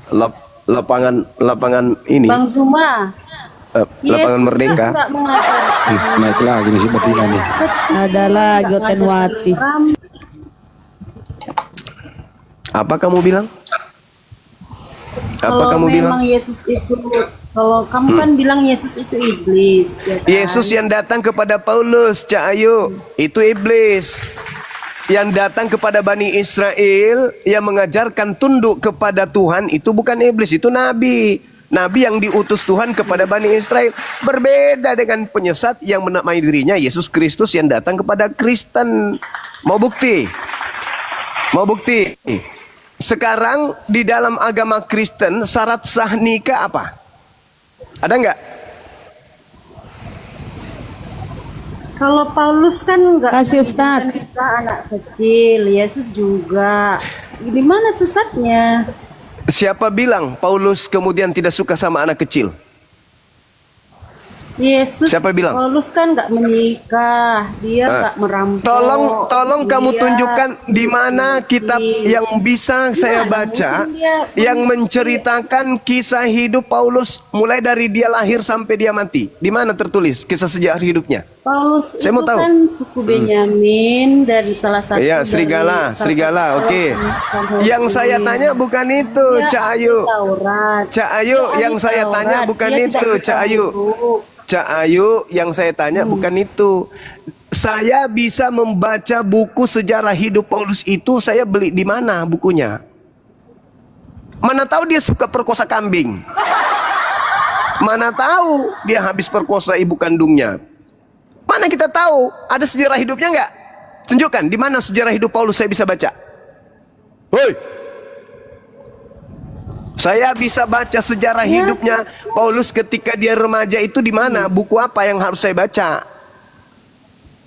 Yang jelas saya sudah apa emang? sejarah. Iya, buku apa yang harus saya Paulus baca sudah supaya punya saya sejarah tahu gitu. bahwa Paulus Yang itu punya orang sejarah suci? kayak Di gitu, mana Nabi saya itu. harus baca buku itu? Mana tahu dia Dari home rank? ajarannya kita tahu dia Ya di mana saya bisa Kita baca lihat. sejarah hidupnya? Di mana saya bisa baca sejarah hidupnya? Mana tahu dia home rank? Mana tahu dia home rank? dari Alkitab. Kita nggak tahu. Ya Dari mana di Alkitab. Alkitab? Hah? Alkitab? Di mana di Bible? Di mana di Bible ceritanya sejarah hidup Yesus Paulus? Di mana? Hah? Di mana? Saya harus baca. Surat apa yang menceritakan kisah hidup Paulus? Buku apa? Kitab apa? Hah? Kita bisa Woi, lihat dia Sari itu Puding. nyembah setan atau tidak. Saya tanya tentang sejarah hidupnya. Saya tanya tentang sejarah hidupnya. Saya tanya tentang sejarah hidup Paulus itu saya harus baca di buku mana? Supaya saya tahu dia itu orang benar. Hah? Nabimu. Di mana? Saudara, di mana saya harus baca buku tentang sejarah? Di mana? Apa nama apa nama bukunya di dalam Bibelmu itu? Nabimu, hadis. Di mana di Bibelmu itu tentang sejarah Di hidup Paulus itu di hadis. mana? Di mana? Di mana? Apa nama Di Google kitabnya? juga bisa di Google. Iya, di mana? Di mana? Bisa Apa di nama judul Alkitab. Google-nya itu yang harus saya baca? Ah, udah kau turun aja. Kau ke gereja sana minta Tulis aja pendeta. di situ sejarah. Udah kau ke gereja sana, kau pergi makan pantatnya pendeta, kau isap sana supaya ke otakmu berfungsi. Pertanyaan saya sederhana. Saya harus jempol Paulusmu. Kan gitu. Tapi sebelum saya jempol dia orang baik, saya baca kisah hidupnya dulu dong. Buku apa yang saya bisa baca lengkap sejarah hidupnya Paulus? Mana tahu dia homreng. Siapa tahu dia suka perkosa ayam. Kita kan nggak tahu sejarah hidupnya. Nama bapaknya aja kita nggak tahu, nama ibunya kita tidak tahu. Pada usia remaja dia ngapain aja? Kita nggak tahu. Siapa tahu dia sering tiduri babi. Mana kita tahu? Juma, tolong jaga cakapmu ya. Ya, saya bertanya salah nggak? Saya kan bertanya. Enggak, gini aja bos, gini aja. Apa? Lu Apa? punya agama, saya punya agama, urus agama Ya, memang. masing-masing. Ya udah, kenapa Memang. lu membahas agama orang? Ya harus. Lebih bagus gini-gini. Wajib. Juma. Juma. Kita hidup ini memperbaiki diri. Itu aja sekarang. Terus? Gak usah lu urus agama orang, gak usah menghina agama orang. Saya tidak pernah menghina agama lu ya. Lah kamu. Saya dengar-dengar lu Iya, kamu. menghina agama saya. Kamu. Tanya samamu, agama itu, Gak ada Gurunda menghina, Gurunda di sini ngasih kebenaran bukan menghina. agama itu apa artinya? Kalian yang menghina itu. Enggak, saya tanya dulu samamu, agama itu apa? Agama tidak kacau. Agama itu apa artinya? Kalau lu Agama tidak kacau.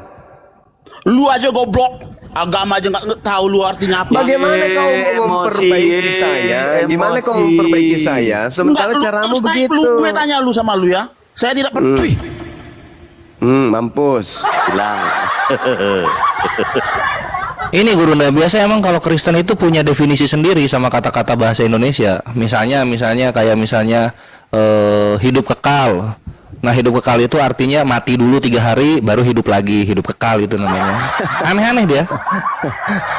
Selamat artinya diusir sama Yesus dan dikatakan sebagai pembuat kejahatan. Tuhan jadi mayat dulu baru keluar dari kubur. Juga ya. Kawin itu artinya bersatu gitu. Waduh, mantep banget lah. Kok pada emosi yang naik ya? Kenapa pada emosi nih malam? Nggak tahu nih, Akhi Arif, kureng. Suaranya balik. Aman. Berat aman. Astagfirullahaladzim. Teman-teman, ini akun baru Akang ya. Mohon di follow yang belum follow ya. Sama So cantik suara lu, Kang. Salam doa Kristus. Panas Oten. Salam doa Kristus. Kristus palsu dan Kristus asli. Ayo. Ya itulah yang saya tanya. Kristus asli itu anak manusia. Kan jelas itu. Yang datang kepada Paulus, Kristus yang bukan manusia, berarti roh. Pertanyaan saya berdasarkan 2 Korintus 3:17, di situ bukan kata theos yang muncul. Yang muncul di situ adalah kata kurios. Berarti Tuhan yang datang kepada Paulus itu adalah roh. Pertanyaan saya, itu sudah pasti bukan anak Maria dong. Sudah pasti bukan anak Maria. Nah, yang kalian sembah itu roh. Pertanyaan saya, apakah sehakikat dengan iblis yang juga adalah roh? Itu loh pertanyaan saya. Tapi jangan emosi dong, jawab aja. Enggak Bang Suma, kami menyembah roh. Tapi iblis itu bukan roh. Iblis itu adalah apa ya? Busa sabun. Buktikan aja, kan gitu sederhana. Kalau Tuhannya umat Islam kan jelas, laisa kamislihi syai'. Tuhannya umat Islam itu tidak serupa dengan roh. Tuhannya umat Islam tidak serupa dengan apapun. Sama di dalam 2 Samuel 7 nomor 22. Tuhan tidak serupa dengan apapun. Nah, Tuhanmu serupa dengan setan, yaitu roh. Pertanyaan saya, apakah Tuhan yang disembah oleh Kristen ini sehakikat dengan iblis? Tinggal jujur. Jujur, jangan panik, jangan emosi. Kalau tidak terima itu, sampaikan. Gak enak lu Bang Suma ngomong kayak gitu, tapi faktanya memang gitu. Tolong dong, gimana ceritanya ini? Ya, kita diskusikan sama-sama. Karena faktanya kalian menyembah roh. Gak bisa kalian lari. Kalau Anda membawa perkataan Yesus di dalam Yohanes 4 nomor 24, Anda salah mengartikan itu. Yohanes 4 nomor 22, Anda salah artikan. Di situ original teksnya apa? Pneuma hotheos. Apa artinya pneuma hotheos? Roh Tuhan. Bukan Tuhan itu adalah roh. Anda sendiri memelintir dalil dalam Bible kalian sendiri. Yunaninya pneuma hotheos. Apa artinya pneuma? Roh. Hotheos Tuhan. Roh Tuhan. Bukan Tuhan adalah roh.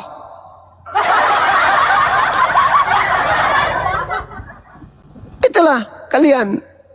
Hebat. Kalian pelintir Bible Anda sendiri, Bible kalian sendiri. Nah sekarang, kalau dikatakan Tuhan kalian itu roh, bukan pengakuan Yesus. Yesus hanya mengatakan roh Tuhan. Maka sembahlah Tuhan dalam roh. Apa maksudnya sembahlah Tuhan dalam roh?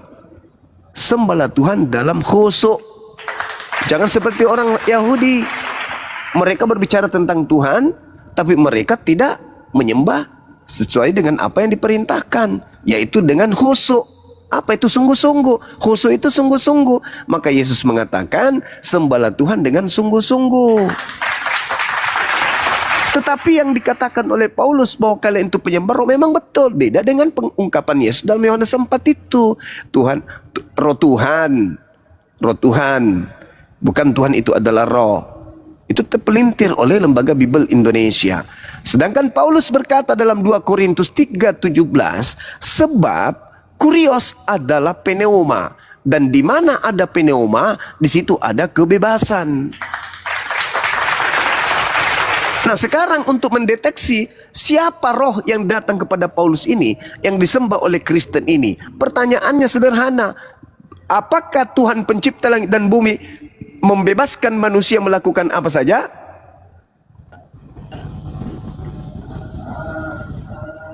Tidak. Sedangkan pneuma yang datang kepada Paulus itu adalah membebaskan Kristen dari kuk penghambaan.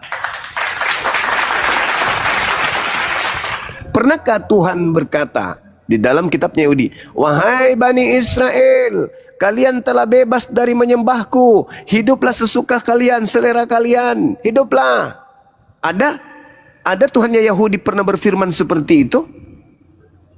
Tidak. Justru dalam Ulangan 4, jangan kau menambahi, jangan kau mengurangi, peganglah apa yang kuperintahkan kepadamu, ajarlah anak-anakmu, cucu-cucumu, pada saat dia baring, pada saat dia berdiri, pada saat dia duduk, pada saat dia berjalan, ukirkan semua firmanku di pintu-pintu rumahmu, gerbang-gerbangmu, siang dan malam, jangan kau melupakan aku. Itu Tuhannya Yahudi. Tuhannya Yahudi tidak memerdekakan orang Yahudi dari hukum-hukumnya. Siapa yang menginginkan manusia bebas, tidak menghambakan diri kepada Tuhan? Siapa? Siapa yang mengajarkan agar manusia tidak menghambakan diri kepada Tuhan? Siapa yang mengajarkan itu? Paulus. Nah, Paulus dapat ilmu dari mana? Dari Sibilisis. Nah, tuh. Itu faktanya. Karena hanya iblis yang menginginkan manusia tidak menyembah kepada Tuhan. Begitu Cak Ayu. Jangan pada emosi dong. Dalil. Paulus mengajarkan kalian bebas. Galatia 3 nomor 27. Karena kamu semua yang dibaptis dalam Kristus telah mengenakan sifat-sifat Kristus. Kristus yang mana dulu? Kalau Kristus anak Maria, Anda baca Yohanes 14 nomor 31. Dunia harus tahu bahwa aku mengasihi Bapa, bahwa aku senantiasa melakukan apa yang berkenan terhadap dirinya. Seluruh yang diperintahkan Bapa kepadaku, aku lakukan. Itu Yesus. Sedangkan Kristen diajari untuk memiliki sifat-sifat Kristus. Nah, Kristus mana? Kristus mana yang mengajarkan untuk bebas dari kuk penghambaan kepada Tuhan? Kristus yang mana tuh? Palsu. Kristus palsu. Berarti yang datang kepada Paulus Ketika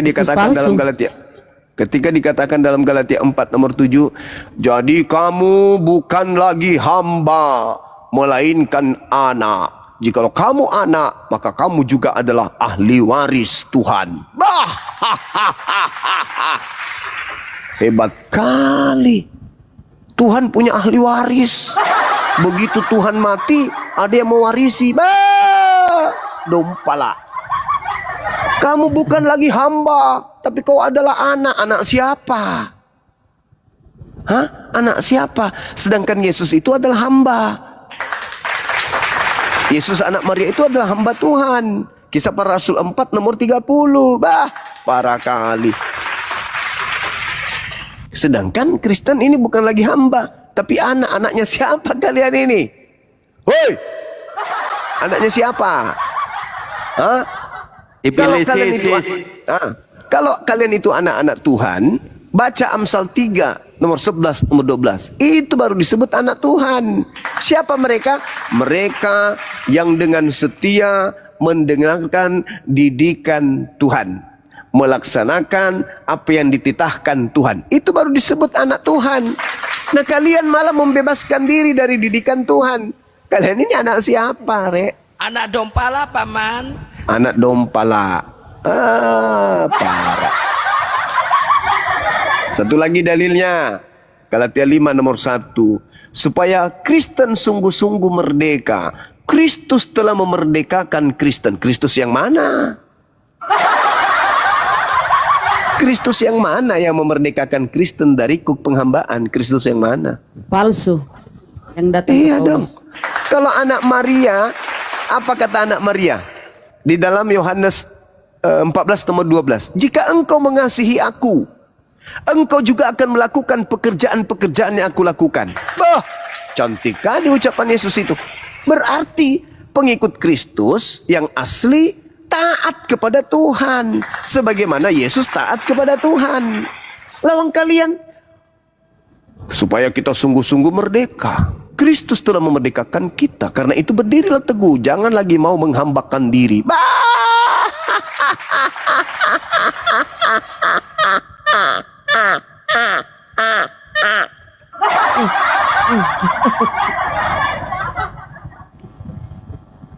Tuhan mengutus para nabi supaya nabi mengajarkan kepada manusia untuk menghambakan diri kepada Tuhan dengan cara yang benar. Oh, ini ada Kristus yang justru memerdekakan Kristen dari menghambakan diri. Bah, dompala.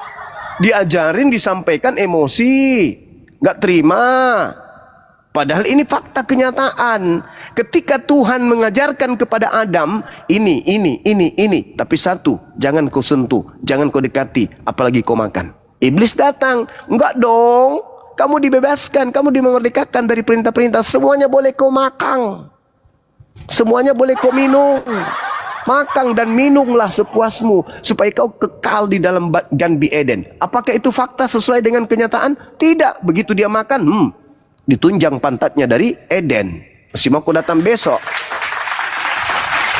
Ketika Tuhan datang kepada Musa, memberikan perintah-perintah perjanjian baru kepada mereka. Yeremia 2:31. Aku akan mengadakan perjanjian baru dengan Bani Israel dan Bani Yehuda. Apa isi perjanjian baruku kepada Bani Israel dan Bani Yehuda? Aku akan memasukkan hukum Taurat ke dalam batin setiap Bani Israel, Bani Yehuda. Nah, itu perjanjian baru Tuhan kepada Bani Israel. Memasukkan hukum-hukum, ketetapan, ketentuan runut kepada Nabi Musa dan harus disampaikan kepada kaumnya agar kaumnya tetap dengan setia melaksanakan apa yang diperintahkan Tuhan kepada mereka. Enak bukan? Enak. Datang iblis. Siapakah engkau Tuhan? Akulah Yesus yang kau niaya. Apa tujuanmu datang kepadaku Tuhan? Pergilah ke seluruh bangsa, jadikan semua manusia jadi pengikutku. Setelah kau jadikan dia jadi pengikutmu, apa hadiah buat mereka Tuhan?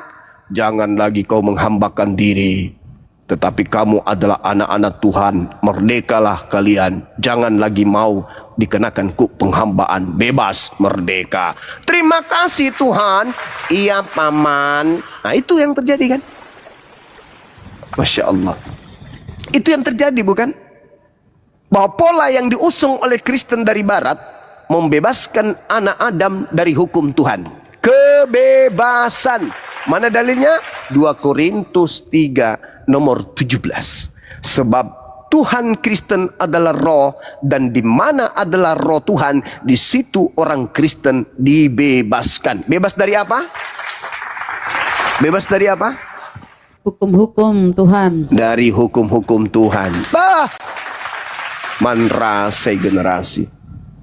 Gitu saudara. Jadi jangan emosi, diskusinya kita. Pertanyaan saya, apa bedanya Kristen dengan iblis yang bebas dari aturan Tuhan? Jawab. Coba, mana aturan Tuhan yang ada di Kristen? Ada nggak? Satu aja. Aturan Tuhan yang ada di Kristen satu aja. Saya rindu ingin mendengarkan itu. Satu aja aturan Tuhan yang ada di Kristen. Apa itu? Anda? Ya, silakan. Ya ono. Kalau ada Kristen yang mampu menunjukkan, saya kirim kemudian kepadanya. Apa yang aku kirim kepadanya? Bible. Supaya dia baca. Satu perintah aja. Kalau ada perintah Tuhan kepada agama Kristen itu mana? Tunjukkan ke saya. Kalau ada besok saya nikah lagi. Ada enggak? Tolong. Ini Malam Kristen. Kang Juma. Sorry. Malam. Tolong Anda tunjukkan satu perintah Tuhan kepada Kristen. Silakan. Satu aja. Dengerin. Ya. Enggak, dengerin saya dulu Kang Juma. Saling hormatilah. Oh iya, kalau Anda baik-baik ya ayo kita saling menghormati. Tapi kalau yang kayak tadi itu mana bisa dihormati? Orang cuplis kayak gitu, otak nggak ada. Silakan. Enggak, dengerin. Kang Juma kan belajar teologi nih kan. Udah jelas belajar teologi. Ya. Yang jelas yang naik itu tidak semua belajar teologi. Artinya tidak sepandan dengan Juma. Kalau Juma berani naik di ROM CFE, kalau dia kalah saya mualaf. Berani nggak? Apa itu? Grup apa lagi? ROM CFE, dia kan dia romo pastor, dia belajar teologi. Jadi biar kamu lawan debatnya gitu sepandan. Kalau dia kalah saya mualaf gitu. Siapa lagi tuh? Yang mana orangnya? Kamu cari CFE strip CE strip. Kenapa bukan FE kamu aja sih yang diskusi, bro?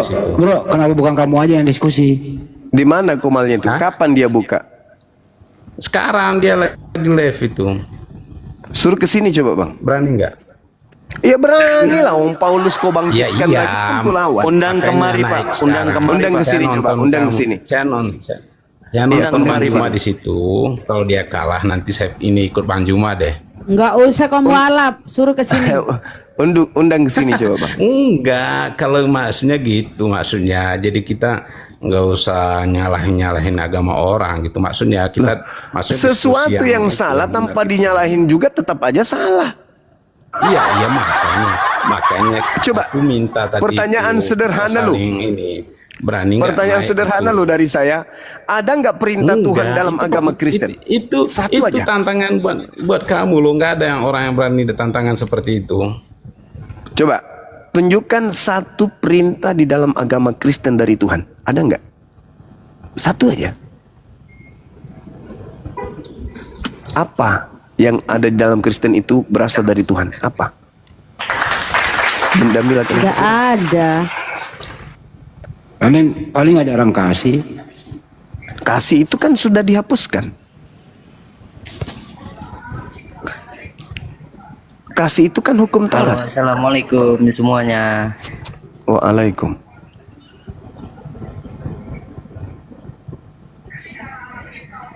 Waalaikum. Oh ya, siap. Itu barusan suruh nantang-nantang siapa pendeta itu, jangan-jangan dia dengar nama Gurunda dia udah ngeper duluan lagi. Tuh, ada aja. Assalamualaikum warahmatullahi wabarakatuh. Ini cukup nggak buat konten? Kalau nggak cukup saya turun aja nggak apa-apa. Itu ada Labib Oten. Assalamualaikum. Oh bukan tuh. Waalaikumsalam.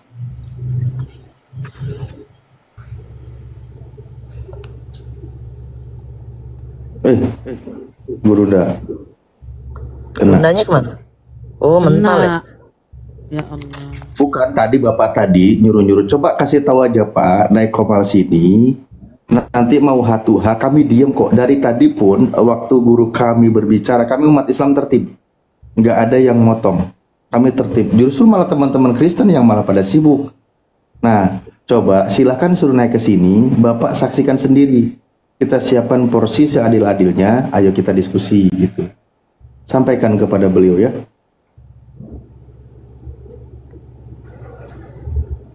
Tapi emang dari awal itu banyak yang memancing ya. Ya. Jadi kalau mau diskusinya akademis, jangan ke penjebakan gitu loh, penjebakan karena kita dibuat. Juga buat teman. Nggak bisa dikatakan jebakan. Orang bunyi ayatnya kadang-kadang bikin saya kena band juga. Ayo dibacain.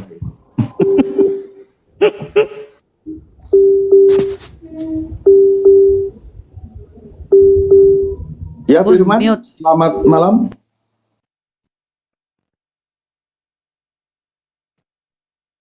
Firman telah naik komal. Apakah Firman sudah menjadi manusia?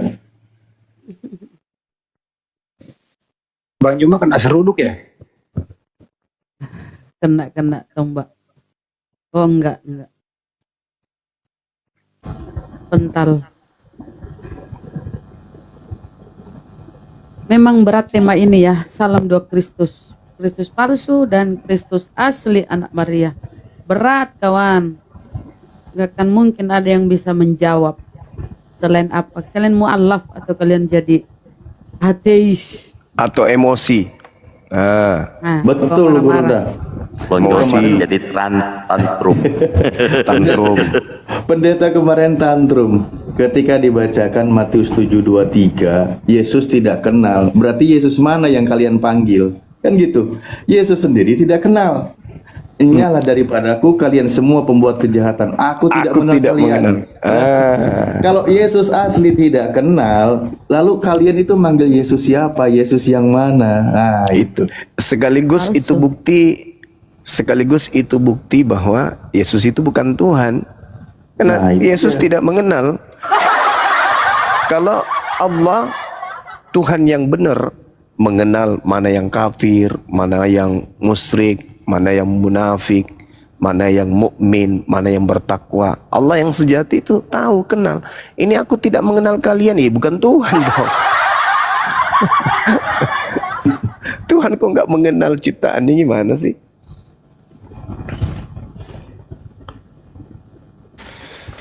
Ini aku udah cek ombak argumen Gurunda yang dua Kristus itu. Serius mereka ini keteteran ya. Dikasih, kan pertama kita kasih dulu ini Gurunda.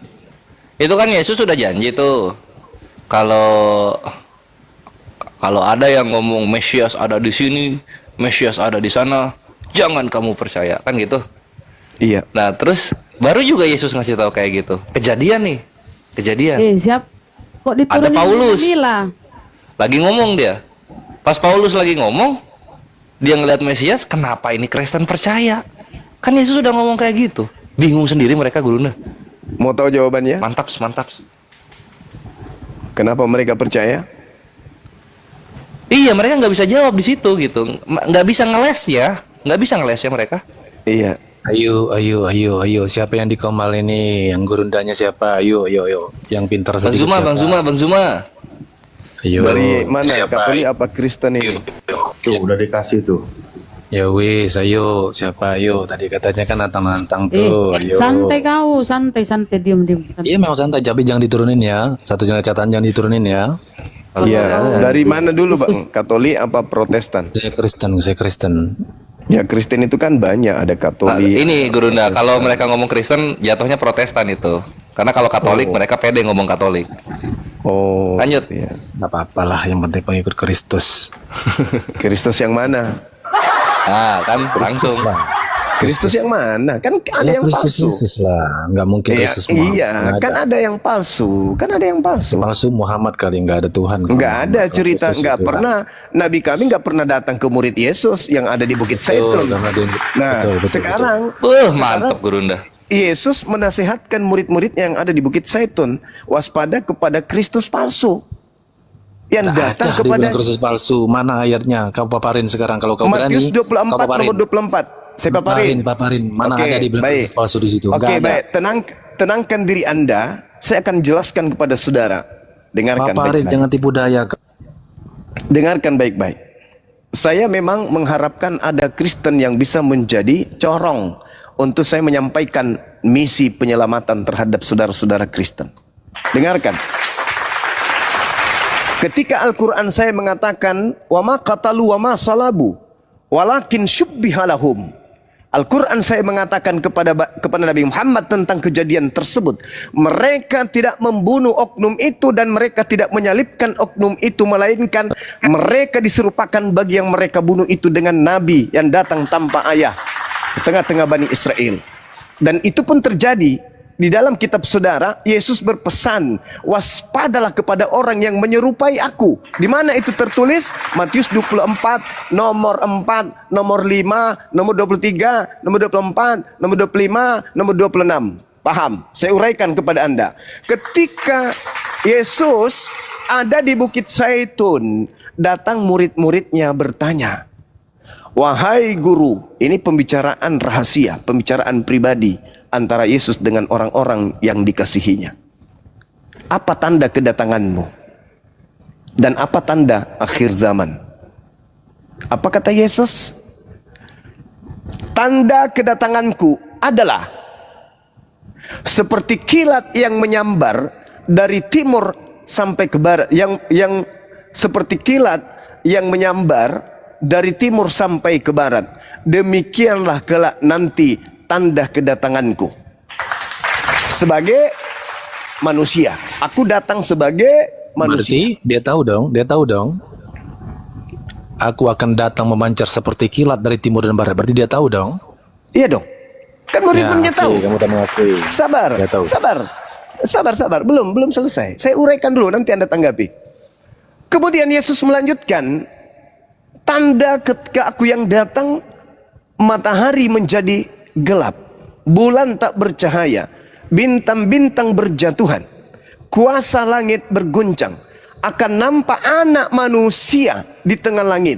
Manusia di atas muka bumi seluruhnya akan meratap, dan seluruh manusia akan melihat anak manusia di tengah langit. Itu tanda kedatanganku, dan itu sekaligus tanda akhir zaman. Kalau ada orang yang berkata kepadamu, lihat Mesias ada di sini, lihat Mesias ada di sana. Apa kata Yesus? Jangan kamu percaya. Waspadalah agar kau jangan disesatkan, sebab akan banyak penyesat datang dengan memakai namaku dan berkata akulah Kristus. Dia akan menyesatkan banyak orang. Oke? Nah, apabila ada orang berkata ada Kristus di sini, ada Kristus di sana, jangan percaya. Jadi murid-murid Yesus di Bukit Zaitun diajarin untuk tidak percaya ketika ada orang yang mengaku bertemu dengan Kristus di padang gurun. Pertanyaan saya kepada saudara, tolong Anda jelaskan. Ketika Paulus mengaku bertemu dengan Kristus di padang gurun, mengaku bertemu dengan Kristus di dalam bilik rahasia alias penjara, perintah Yesus kepada murid-muridnya di Bukit Zaitun, percaya atau jangan percaya? Silakan. Percayalah. Hah? Kalau dia mau nampakkan diri itu apa? Percaya dong. Coba. Percaya dong. Lo jangan dong. Ini kan saya lagi yang lagi mau bicara, saudara. Ya, oke. Tolong jawaban Anda itu disertai dalil perintah percaya. Silakan. Iya, pengen percaya. Dalil. Kok dalil sih? Kan udah ada iya yang menemui Paulus atau Saulus itu di padang gurun itu. Di Bukit Zaitun mereka mendapat pesan, apabila ada orang mengaku ada Mesias di sini, ada Mesias di sana, jangan kamu percaya. Camkanlah, aku telah mengatakannya kepadamu terlebih dahulu. Jika ada orang berkata ada Kristus di padang gurun, ada Kristus di dalam bilik, jangan kamu percaya. Itu dalil. Nah, ketika Yesus mengaku bertemu dengan Kristus di padang gurun, perintah Yesus, percaya atau jangan percaya? Jawab. Percaya. Mana dalilnya? Dia itu kata-kata Mana dia dalilnya? itu. Jangan Mana dalilnya? dulu Zuma. Kamu jangan ngomong episode Dalil dulu dong. Dalil dulu, baru bernarasi. Dalil dulu. Kenapa baru kamu belum bernarasi. apa-apa udah takut dulu? Bukan. Belum apa-apa, Kami kamu bukan udah jemaat gereja. Karena yang ada Apa-apa. tertulis di situ, Kalau mau pakai dalil, ntar saya keluarin dalil, yang ada baru tertulis kamu di situ pertontonkan, jangan oke? percaya. Yang tertulis jangan percaya. Iya, memang nggak apa-apa. Loh, kok nggak apa-apa? Berarti kamu nggak percaya kepada Yesus. Berarti kamu nggak percaya kepada Yesus. Ada di padang gurun dan di dalam Berarti bilik. kamu tidak percaya kepada Yesus karena perintah Yesusnya jangan percaya. Kamu kan bilang jangan percaya dengan nabi-nabi apa gimana itu. Untuk Matius 24 ayat 26. Jangan kamu percaya Dia kalau ada di ada orang gurun mengaku dan di bertemu dalam dengan Kristus bilik. di Dan padang sudah keluar gurun. dalil nih sekarang, oke? Mana dalilnya? Percayalah. Mana? Tolong. 2 Petrus 2 ayat 4 disesatkan oleh iblis yang disimpan di gua-gua gelap. Siapakah itu? 2 Petrus 2 ayat 1 menyangkal penguasa yang telah menebus manusia di atas kayu salib. Siapakah itu? Coba Yeremia teman-teman. 23 ayat 15 mati minum racun. Siapakah itu? Coba teman-teman. Apa Kamu nyambung kan nggak? minta dalil, saya keluar dalil. Saya minta dalilnya di mana Yesus memerintahkan ketika ada orang mengaku bertemu dengan Yesus di padang gurun. Mana dalilnya? Percayalah. Mana? Tadi saya sudah menunjukkan dalilnya, jangan percaya. Anda memutarbalikkan. Percayalah. Mana dalilnya? Mau Silakan. kita ketemu besok aja sama Tuhan Yesus kan bukan urusan itu dong. Dia kan Tuhan. kayak Gini loh maksud Gurunda tuh gini loh Kadobo. Itu kan Yesus ngomong kalau ada yang tuh Mesias turun di gurun, Mesias turun di mana di gunung, jangan percaya. Matius 24 kan kayak gitu. Nah, terus kejadian nih. Ini ada Paulus ketemu sama Mesias di padang gurun Damaskus. Kenapa dipercaya sama Kristen gitu loh?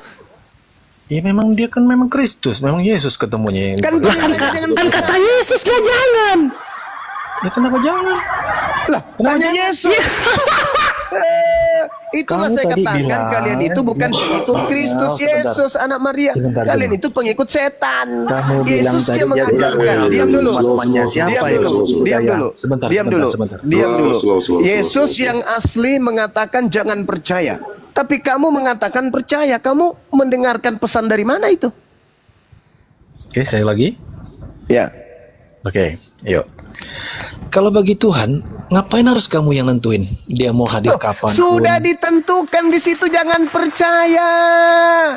Jangan percaya kalau orang menyebut dia itu Kristus, dia itu Yesus.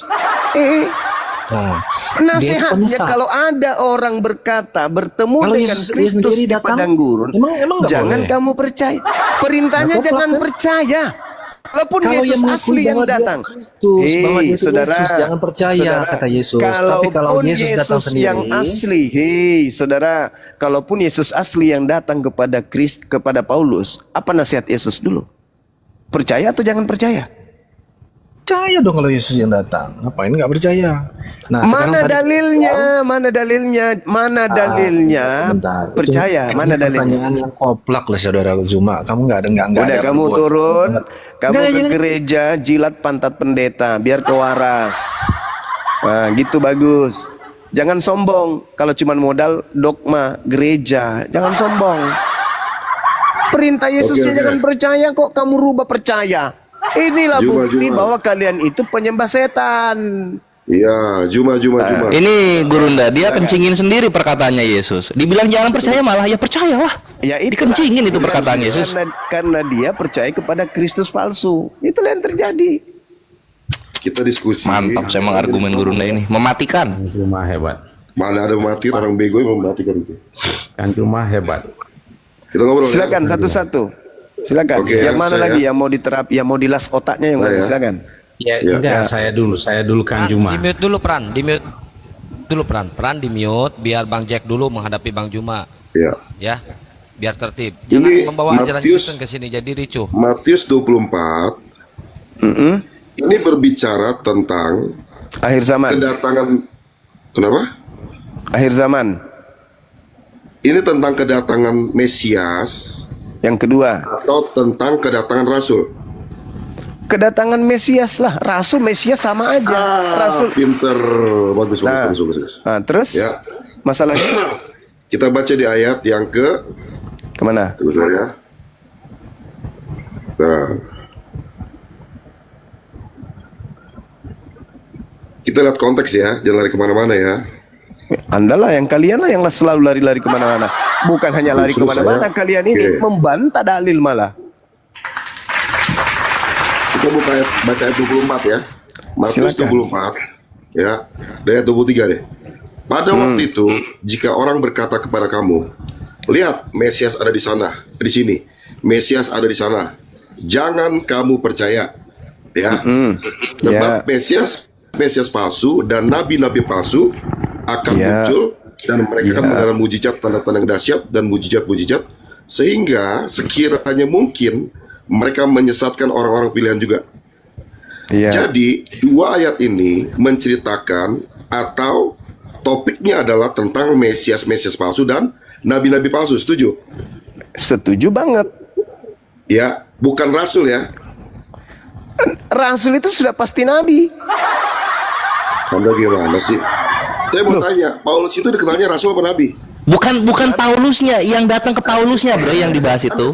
Yang datang ke Paulusnya, Zak. Anda stop dulu, jangan kerebutan satu-satu kalau berani sama saya. Iya, Oke? ini gue lurusin. Yang datang ke Paulusnya, bukan Paulusnya yang dibahas. Anda mute dulu Anda mute dulu ya. Oh tadi lawan gua udah gua kasih tahu ke sini lagi. Aduh, ini lawan saya juga kabur-kaburan nih, saya ditendang sama dia nih. Kang mau bersuara. Penyembah Kristus palsu, nggak usah sombong kau. Bicaralah kau, penyembah Kristus palsu. Nyatanya saya ditendang sama dia kok tadi. Saya bahas ini tendang sama dia. Iya, nggak usah kau bahas itu, Ya karena udah. orang sudah jengkel Oke, melihat saya bahas ya. kebodohanmu, makanya kau Jangan lari ya, ditendang. Juma ya. Jangan lari Juma ya. Oke.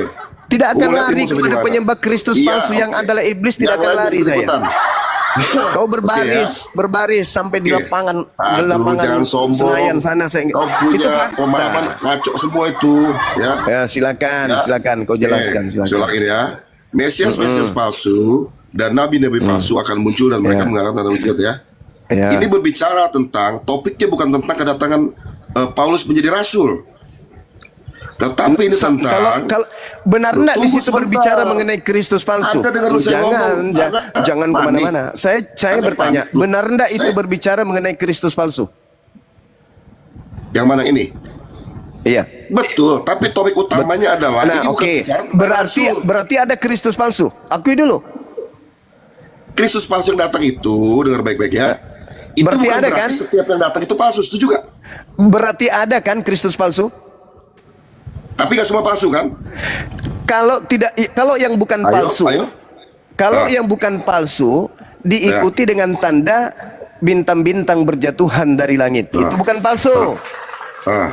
Matahari menjadi gelap, bulan tak bercahaya, kuasa langit berguncang, akan nampak Mesias asli di tengah langit.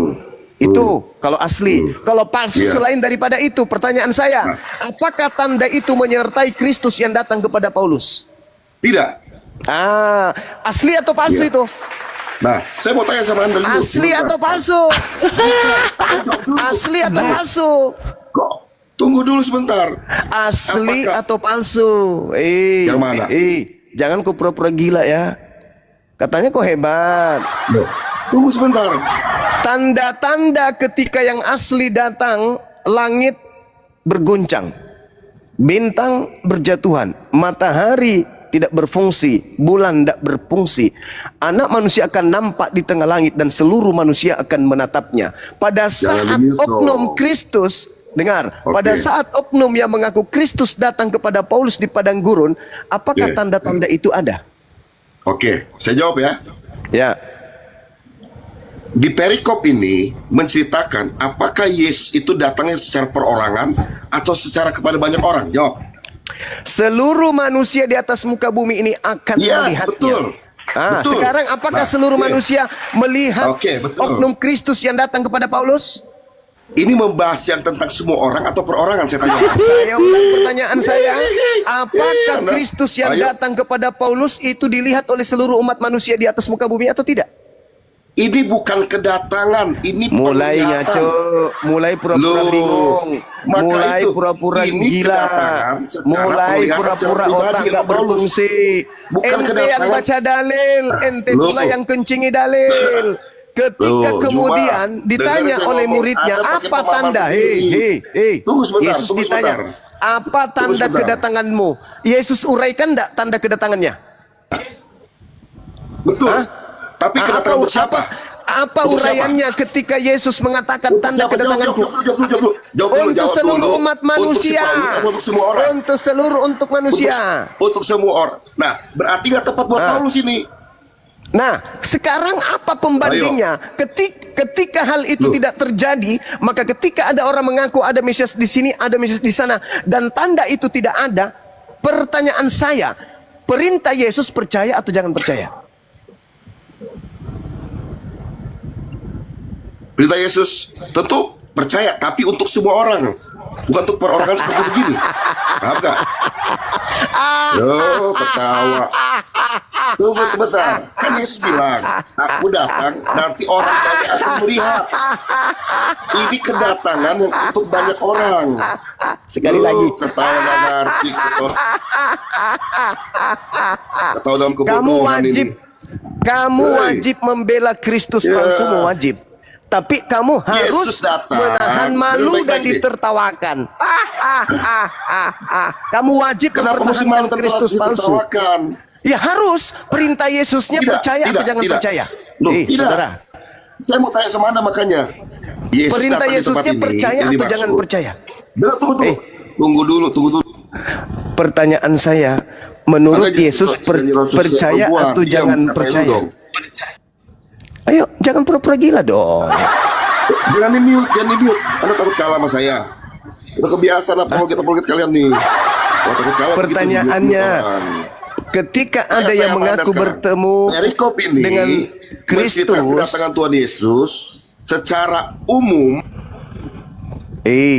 tanda apa yang menyertaimu ketika kamu datang? Saya jawab. Saya jawab. Jangan di-mute. Biarkan tabrakan suara kita. Dengarkan. Ketika Yesus ditanya, apa tanda kedatanganmu? Nah, pertanyaan saya, tanda kedatangan Yesus apakah ada pada saat ada oknum mengaku Kristus kepada Paulus? Ada atau tidak ada tanda itu? Itu untuk perorangan, bukan untuk secara umum. Saya tidak ingin kamu itu menyesatkan dirimu sendiri. Pertanyaan saya, Anda harus ke konteks aslinya dong. Tulisannya seperti apa yang tertulis? Baik. Apakah Yesus ketika ditanya apa tanda kedatanganmu, Yesus mengatakan kalau tanda kedatanganku untuk kiamat begini, tapi kalau untuk satu orang begini. Apakah Yesus menerangkan seperti itu atau itu asumsi Anda saja? Bilang itu. Ini itu asumsi Anda atau itu penjelasan Yesus? Makanya Anda gak ngerti. Ini dengan baik-baik ya. Kedatangan di Matius 24 ini, dia datang dalam wujud seperti manusia. Betul. Seperti di Kisah Para Rasul 1, dia akan tolong Anda tunjukkan di mana Yesus menerangkan. Tolong. Di mana Yesus menerangkan tanda kedatangannya? Di mana Yesus? Di mana Yesus menerangkan tanda kedatangannya selain daripada tanda-tanda yang diceritakan itu? Jawab. Oke, kita buka Kisah Para Rasul. Buka Kisah Para Rasul. Iya, silakan. Ya. Silakan. Kisah Para Rasul satu nomor 11. Iya. Nomor 11. Bukan, baru. Aku siap, barakallahu fik. Jadi nomor berapa? Silakan. Ya, betul nomor 11 ya, nomor 11 ya. Mampus. Ya, dan berkata kepada mereka, hati-hati. Ya, tunggu sebentar. Tunggu bentar Juma ya. Hai orang-orang Galilea. Mengapakah kamu pergi melihat ke langit ya? Yesus ini yang terangkat ke sorga meninggalkan kamu akan datang kembali sama dengan seperti cara yang sama seperti kamu melihat dia naik ke sorga. Jelas dulu situ ya. Ya, pertanyaan saya, ketika Yesus naik ke surga, dia dengan lengkap dagingnya atau tidak? Jelas dia punya tubuh kemuliaan. Saya tanya, lengkap dengan dagingnya atau tidak? Iya. Dengan yang tubuh datang kemuliaan. kepada Paulus lengkap daging atau tidak? Nah, makanya saya jawab dulu. beres ya. Jangan ketawa Anda sudah ketahuan kebodohan ini. Ini makanya ada tunggu sebentar. Loh, Usiamu masih muda anakku. Kamu belum sanggup menghadapi langsung. Kamu butuh 100 tahun untuk belajar menipu anak. Bang Suma itu berat anak. Kamu belum sanggup menghadapi dengan kebohongan-kebohonganmu anak. Takut kalah. Itu aja terus takut kalah. Itu aja terus. Itu aja terus. Sekarang pertanyaan saya, ketika Anda membawa kisah para rasul 1 nomor 11, Yesus naik dengan daging, akan turun kedua kalinya dengan daging. Pertanyaan saya, yang datang kepada Paulus lengkap dengan daging nggak? Enggak. Berarti yang datang kepada Yesus Paulus itu siapa? Hah? Sibilisisis. Makhluk roh yang diterangkan di dalam kitab saudara 2 Korintus 3 nomor 17 itu. Kristen penyembah roh. Roh adalah makhluk halus, sama seperti iblis. Iblis juga makhluk halus, makhluk roh. Itu loh. Makanya Yesus tidak mengenal kalian. Enyahlah daripadaku wahai Kristen laknatullah. Kalian semua adalah pembuat kejahatan. Aku Yesus tidak mengenal kalian. Nah loh, kena kan? Jangan sombong lah. Akui kebenaran. Oh iya ya, betul ya yang disampaikan Bang Suma ini benar-benar ya. Jangan kayak gitu dong. Kalian itu hanya terlanjur Kristen aja.